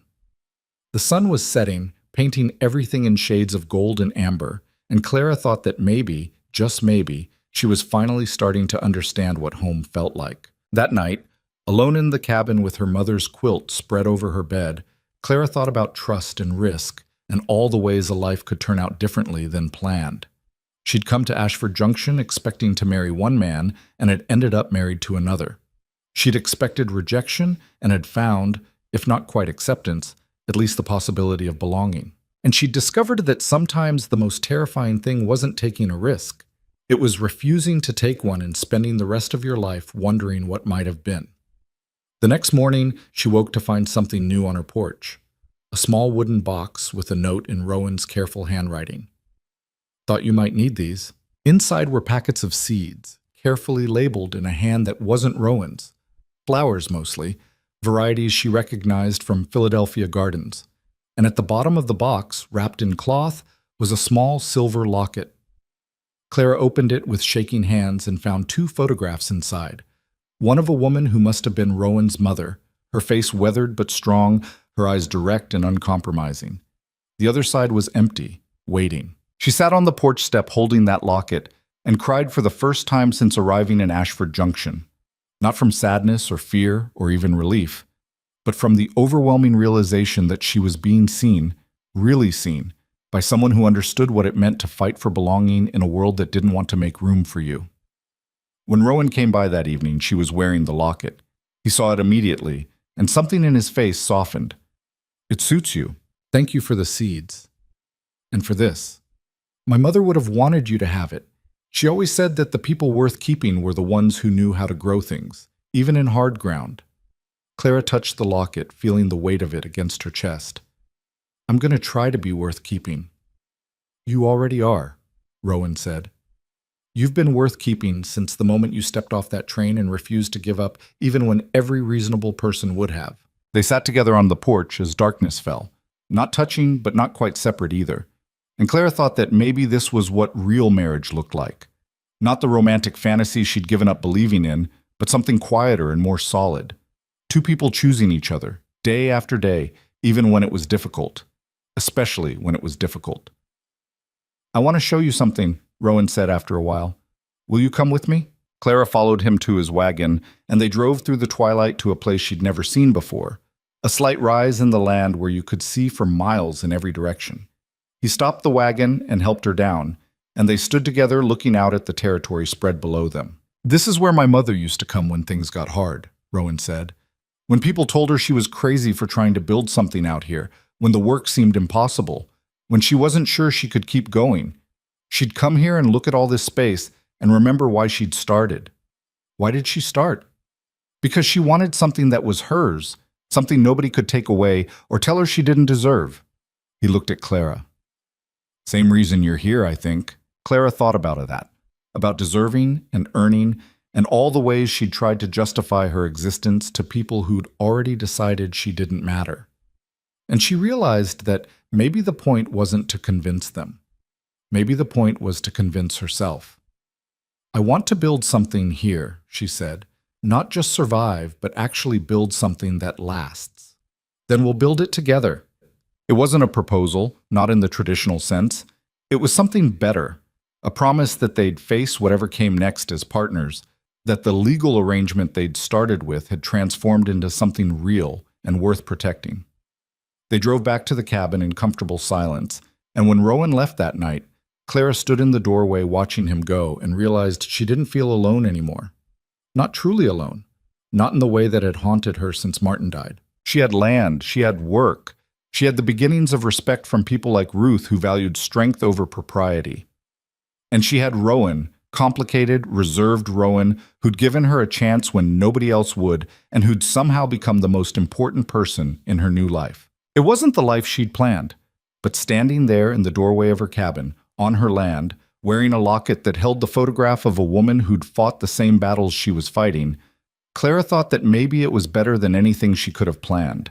Maybe it was exactly the life she was meant to have. The seeds Rowan had given her went into the ground the next morning. Clara worked the soil with hands that had grown stronger from months of frontier life, pressing each seed carefully into the earth like a promise. She didn't know if anything would grow. The prairie soil was different from the gardens she'd tended back east, harder and less forgiving. But she planted them anyway, because that's what you did when someone gave you the possibility of beauty. You tried. Rowan found her there mid-morning, kneeling in the dirt beside the cabin with her skirts tucked up and soil under her fingernails. You're already planting them, he said, and there was something in his voice that suggested he'd expected her to wait, to plan, to approach it more carefully. No point in waiting, Clara said without looking up. Either they'll grow or they won't, but they definitely won't grow sitting in a box. He crouched down beside her, picking up one of the empty seed packets. My mother used to say the same thing, said that people spent so much time planning for the perfect conditions that they forgot to actually live. She sounds like she was a wise woman. She was stubborn as hell and twice as difficult, Rowan said. But yes, she was wise. They worked together in silence for a while, him digging small holes and her pressing seeds into them. The morning sun was warm on Clara's back, and somewhere nearby a meadowlark was singing. It felt domestic in a way that should have been uncomfortable but wasn't. I've been thinking, Rowan said finally, about what you said, about seeing where this goes instead of trying to define it. Clara's hand stilled. And I think maybe we should make it more official. Not just legally married, but actually living like married people. He paused. I'd like you to move to the main house, if you want to. Clara sat back on her heels, studying him. Why now? Because pretending this is still just a convenient arrangement is starting to feel like a lie. And because he struggled for words. Because I'd like to come home to someone at the end of the day. Someone who's there because they want to be, not because they're obligated. I'd keep the cabin, though, for my sewing work, and because it's mine. Of course, that was never in question. Clara looked at the small cabin that had been her refuge, her first real home, the place where she'd learned she could survive on her own. Leaving it felt like abandoning something important. But Rowan wasn't asking her to give it up, just to expand beyond it. All right, she said, I'll move to the main house. But I'm keeping my independence. My work, my land, my right to make my own decisions. Wouldn't want it any other way. They finished planting the seeds, and when Clara stood up, Rowan took her dirt-stained hand and held it for a moment. Not pulling her close, not making promises he might not keep, just holding her hand like it mattered. "We're really doing this," Clara said. "Seems like we are." She moved her belongings to the main house 3 days later, and it was both easier and harder than she'd expected. Easier because she didn't own much. Her clothes, her sewing equipment, a few personal items.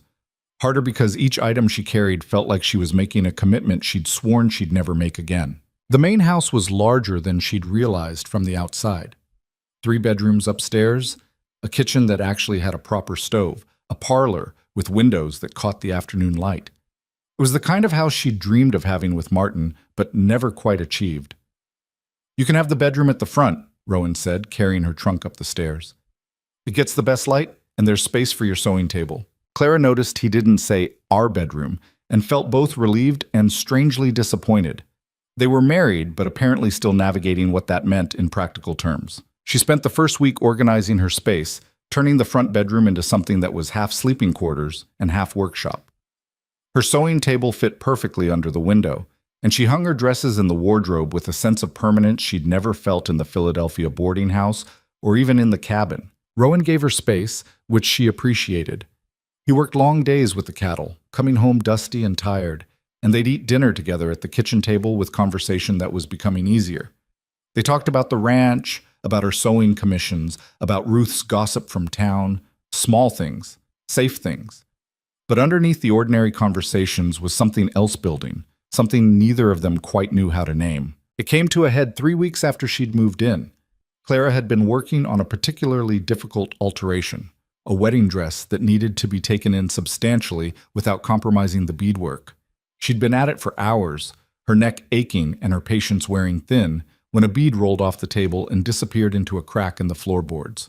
"Damn it," she muttered, getting down on her hands and knees to try to retrieve it. "Problem?" Rowan's voice came from the doorway. "Lost a bead. It's custom made, and I don't have a replacement." He came over and looked at the crack. "Let me try." He had larger hands than hers, but somehow he managed to work the bead free, holding it up triumphantly. Clara laughed, actually laughed, and the sound surprised both of them. "My hero," she said, only half mocking. "All in a day's work, saving beads and whatnot." He was smiling, really smiling, and Clara realized she'd never seen him look this relaxed. She took the bead from his palm, and their fingers brushed. Neither of them moved away. "Clara," Rowan said quietly, "can I ask you something?" "Of course." "Do you regret it? Marrying me instead of just fighting the town and taking your chances?" She thought about that. Really thought about it. "No," she said finally. "I regret a lot of things about how I got here. I regret trusting Vernon Hobbs. I regret not having saved more money before Martin died. I regret being naive enough to think people would help me just because I needed help." She looked up at him. "But I don't regret marrying you. Even when it's been difficult, even when I've been scared, I don't regret this." "Good." He was still holding her hand, "because I don't regret it either." The kiss happened so naturally that later Clara couldn't have said who moved first. Just that one moment they were talking, and the next his mouth was on hers, tentative at first, and then more certain. She kissed him back, her free hand coming up to his chest, feeling his heart beating hard under her palm. When they pulled apart, both slightly breathless, Rowan rested his forehead against hers. "I've wanted to do that for weeks," he admitted. "Why didn't you?" "Because I didn't want to pressure you. Didn't want you to feel like this was something you owed me." Clara laughed softly. "Rowan, I'm 56 years old. If I didn't want you to kiss me, I would have said so." Noted for future reference. They stood there for a moment longer, neither quite ready to let go. Finally, Clara stepped back, smoothing her dress self-consciously. "I should finish this alteration, and I should check on the cattle." But neither of them moved, and the air between them felt charged with all the things they still weren't saying. Finally, Rowan cleared his throat. "Clara, I don't want separate bedrooms anymore, if you're comfortable with that." She'd been expecting the question or something like it. Had been thinking about it herself, actually, during the long hours she spent sewing while he was out working. "I'm comfortable with that," she said. That night, they shared a bed for the first time as an actual married couple, and it was awkward and tender and nothing like the romantic fantasies Clara had given up believing in decades ago. They were both too old to pretend they knew what they were doing, too scarred by previous disappointments to make grand pronouncements. But afterward, lying in the darkness with Rowan's arm around her and his steady breathing in her ear, Clara felt something she hadn't felt in years. Safe. Not just physically safe, but emotionally safe. Like she could be exactly who she was, difficult, stubborn, complicated, and he'd still choose to stay. The next few months passed in a rhythm that felt almost suspiciously stable. Clara's sewing business continued to grow, word spreading beyond just Ruth's friends to women from neighboring ranches, and even a few from towns further out. She raised her prices and found that people were willing to pay for quality work. The money accumulated slowly but steadily, $50, then $100, then more. She planted a garden beside the main house, vegetables this time along with the flowers. The frontier soil turned out to be more forgiving than she'd expected, or maybe she'd just learned how to work with it. Either way, green shoots started appearing, and then actual vegetables she could harvest and cook. Rowan taught her to ride properly, not just the nervous clutching she'd done on Ruth's borrowed horse, but actual competent riding. She fell off twice, once spectacularly, landing in a mud puddle that had her swearing like a ranch hand. But she got back on because that's what you did out here. You got back on. The town's attitude toward her shifted gradually, not acceptance exactly, but a grudging acknowledgement that she wasn't going anywhere. Women who'd whispered about her started nodding when they passed on the street. The general store proprietor began setting aside fabric she thought Clara might like. Small gestures, but they mattered. Margaret Henderson remained hostile, but even her venom seemed to have less bite now that Clara had refused to be driven out. Once, Clara saw her in town and walked right past without acknowledging her. And the look on Margaret's face suggested she understood exactly what that meant. You don't matter to me anymore. But the real change happened the day Eleanor Kimball came to visit, wearing the green traveling dress Clara had made and carrying news. I'm pregnant, Eleanor announced, her face glowing.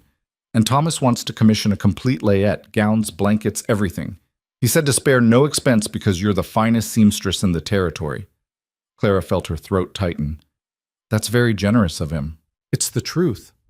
Eleanor looked around the parlor, taking in the sewing equipment and the half-finished projects. You've built something real here, Mrs. Hale. Mother keeps saying you're an example of what women can accomplish when people give them a chance. After Eleanor left, Clara sat alone in her workroom and let herself feel proud. Not just satisfied, not just relieved, actually proud of what she'd accomplished. She'd arrived in Ashford Junction with almost nothing, been rejected and dismissed and nearly destroyed, and she'd survived it. More than survived it. She'd built a business, claimed land, married a good man, and established herself as someone whose work had value. That evening, she told Rowan about Eleanor's commission. A complete layette, he said, whistling low. That's substantial work. It is, and I'm going to need help. She'd been thinking about this for weeks. I want to hire an apprentice, someone from town who needs work and has decent hands. I can teach them the basics and pay them for their time. You're going to train your competition? I'm going to train the next generation of seamstresses. There's enough work for all of us, and if I'm going to build something that lasts beyond just me, I need to think bigger. Rowan looked at her with something that might have been awe. My mother would have loved you. She used to say the same thing, that success you couldn't share wasn't real success. I wish I could have met her. Me too. He pulled Clara close, and she leaned into him, feeling the solid warmth of his body against hers. But I think she'd see herself in what you're building, the stubbornness, the refusal to quit, the way you find solutions instead of just complaining about problems. I learned from watching you do the same thing. We learned from each other, Rowan corrected. That's how this works. Clara hired her apprentice 2 weeks later, a shy 16-year-old named Alice, whose father had died and whose mother was struggling to feed 4 younger children. Alice had quick fingers and a good eye, and more importantly, she was hungry to learn. Clara started her on simple alterations and mending, teaching her the way her own mother had taught her, patiently, with corrections that focused on improvement rather than criticism. Within a month, Alice was handling basic commissions on her own, freeing Clara to focus on the more complex work. Within 2 months, Clara was paying her enough that Alice's mother stopped looking quite so worn down. And watching Alice gain confidence, watching her transform from a frightened girl into a competent craftswoman, gave Clara a satisfaction that went deeper than any amount of money. But it was what happened at the territorial fair that changed everything. The fair happened every year in late summer, drawing people from ranches and towns all across the territory. There were competitions for livestock, produce, baking, and crafts. Clara had never attended before, had barely known it existed, but Ruth insisted. "You need to enter something," Ruth said. "Let people see what you can do." "I'm not a competitor. I'm a businesswoman." "You're both, and you're good enough to win.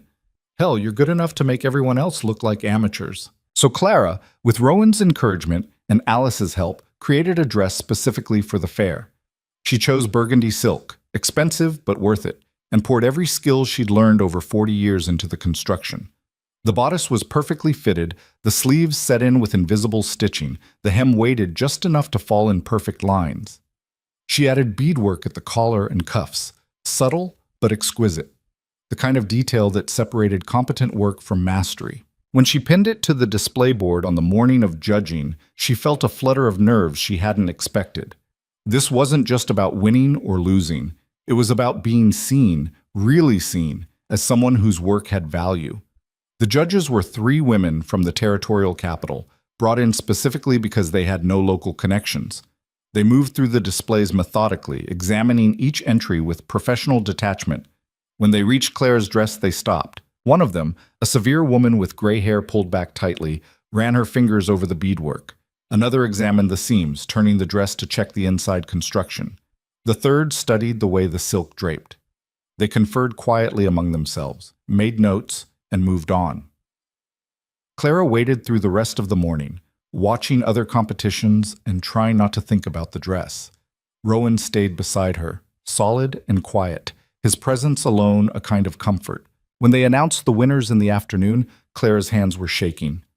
Third place in ladies' garments goes to Sarah Mitchell of Cooper's Creek. Polite applause. Sarah collected her ribbon, beaming. Second place goes to Dorothy Brennan of Ashford Junction. More applause. Dorothy looked pleased but not surprised.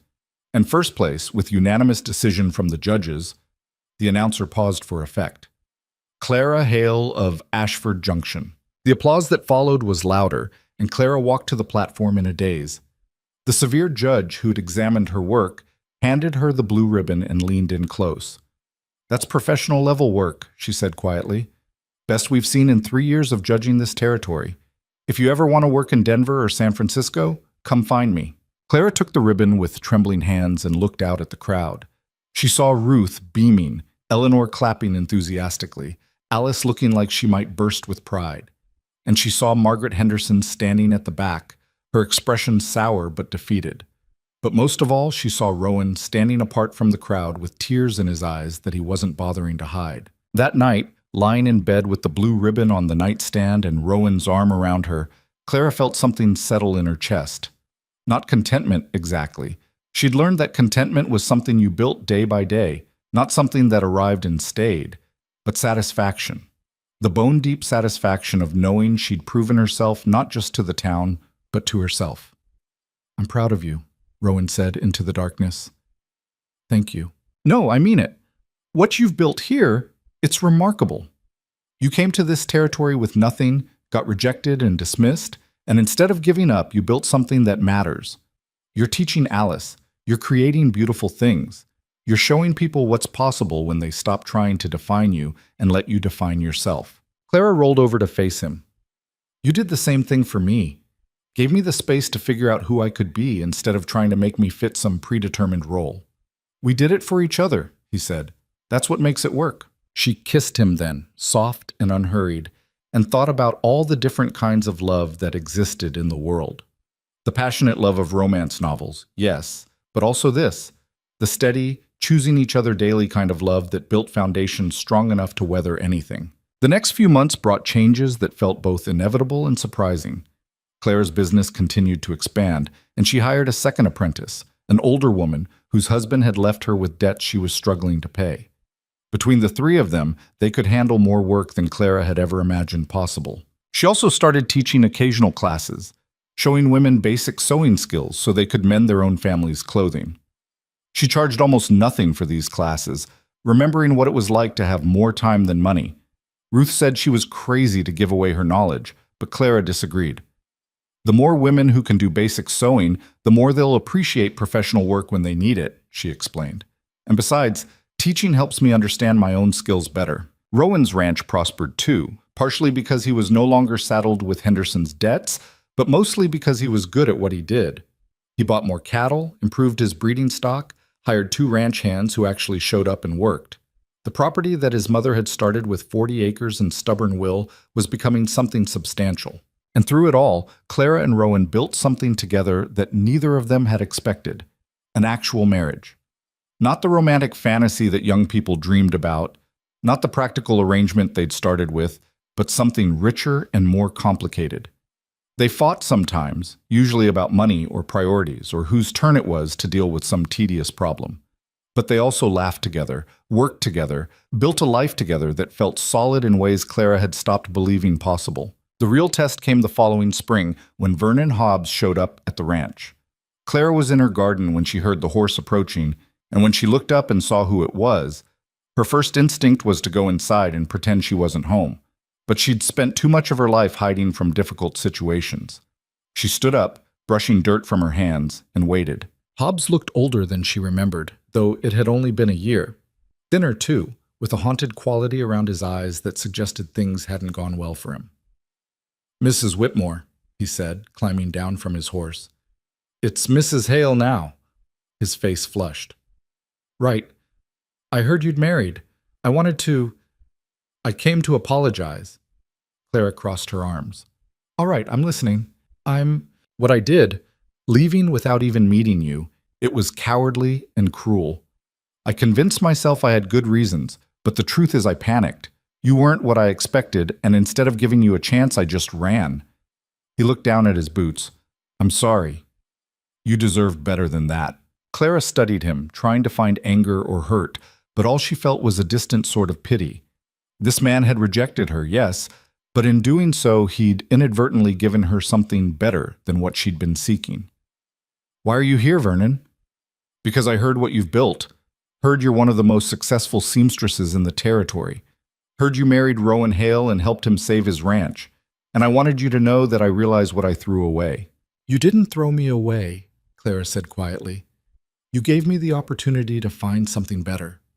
So in a strange way, I should probably thank you. I don't deserve your gratitude." "No, you don't. But I'm not giving it to you for your sake. I'm giving it to mine. Because holding on to anger about what you did would poison what I've built, and I'm not willing to let that happen." Vernon looked like he wanted to say more, but Rowan had come around the side of the house, and his expression was not friendly. "Hobbs," he said flatly, "didn't expect to see you here. I came to apologize to your wife. I'm leaving now." "Good idea." After Vernon rode away, Rowan turned to Clara. "You all right?" "I'm fine. Better than fine, actually." She looked up at him. Seeing him helped me realize something. I spent so long thinking I'd failed because he rejected me. But I didn't fail. He did. He had the chance to know me, to build something with me, and he was too afraid or too narrow-minded to take it. "His loss," Rowan said. "Definitely his loss." Clara smiled. "And your gain." "Our gain," he corrected, pulling her close. "Seems like everything good that's happened to me started the day you showed up in Ashford Junction." That summer, Clara's mother's quilt, the one Rowan had given her months ago, started showing wear along one edge. Clara examined it carefully, noting where the stitching had come loose and the fabric had begun to fray. It was old, well-loved, and in need of restoration. She spent 3 weeks carefully taking it apart, section by section, documenting the pattern so she could reconstruct it exactly. Some pieces were beyond saving, and she replaced them with new fabric carefully chosen to match the original colors. She restitched every seam, reinforced every weak point, and when she was finished, the quilt looked almost new while still maintaining its essential character. When she gave it back to Rowan, he held it like it was precious. "You fixed it," he said, his voice rough. "I restored it. There's a difference. It's still the same quilt your mother made. I just gave it a chance to last longer." He looked at her then with an expression that made her breath catch. "You know that's what you did for me too, right? Restored me. Gave me a reason to care about something beyond just surviving day to day." "We restored each other," Claire said. That's the truth of it." They hung the quilt on the bed they shared, and every night Clara looked at it and thought about Rowan's mother, the woman who'd started with nothing and built something that lasted, the woman whose stubbornness and strength had somehow made it possible for Clara to find her own. By the time autumn arrived, Clara had been in Ashford Junction for 18 months. The anniversary passed without particular fanfare, but Clara marked it privately, taking stock of everything that had changed. She owned land. She ran a successful business with 2 apprentices and plans to hire a third. She had a real marriage with a man she'd grown to love in ways she hadn't expected love could feel at her age. She had respect from people who mattered and indifference from people who didn't. And she had herself, not the defeated widow who'd stepped off the train expecting to marry a stranger, but someone harder and softer at the same time, someone who knew how to fight for what mattered and let go of what didn't. The town still had its Margaret Hendersons, its people who thought Clara didn't quite belong or that her success was somehow undeserved. But they mattered less now. Their opinions couldn't touch what she'd built. One evening in late October, she and Rowan rode out to the place his mother used to visit, the rise where you could see for miles in every direction. They sat on the wagon seat watching the sunset painting the prairie in impossible colors. "Do you ever regret it?" Rowan asked. "Coming out here? Everything that happened after?" Clara thought about that, really thought about it. About the humiliation of being rejected by Vernon Hobbs, the fear of almost losing everything, the hard work of building a business from nothing.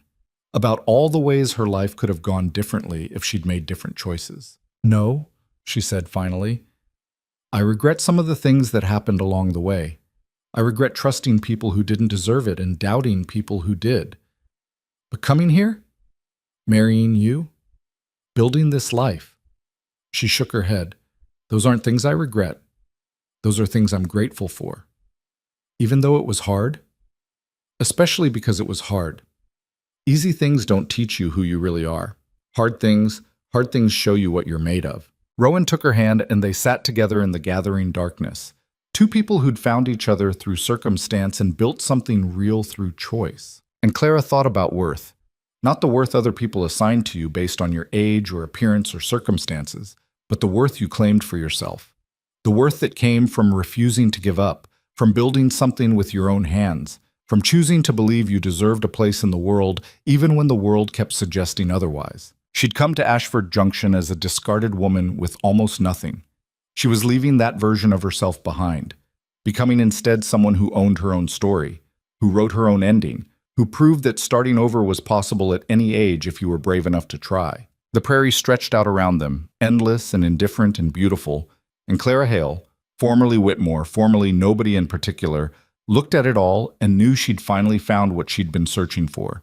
Not rescue, not safety, not even happiness in the way she'd once imagined it, but home and purpose, and the bone-deep satisfaction of knowing she'd earned every bit of it through her own stubborn refusal to be defeated. That was worth more than anything Vernon Hobbs or anyone else could have offered her. That was worth everything.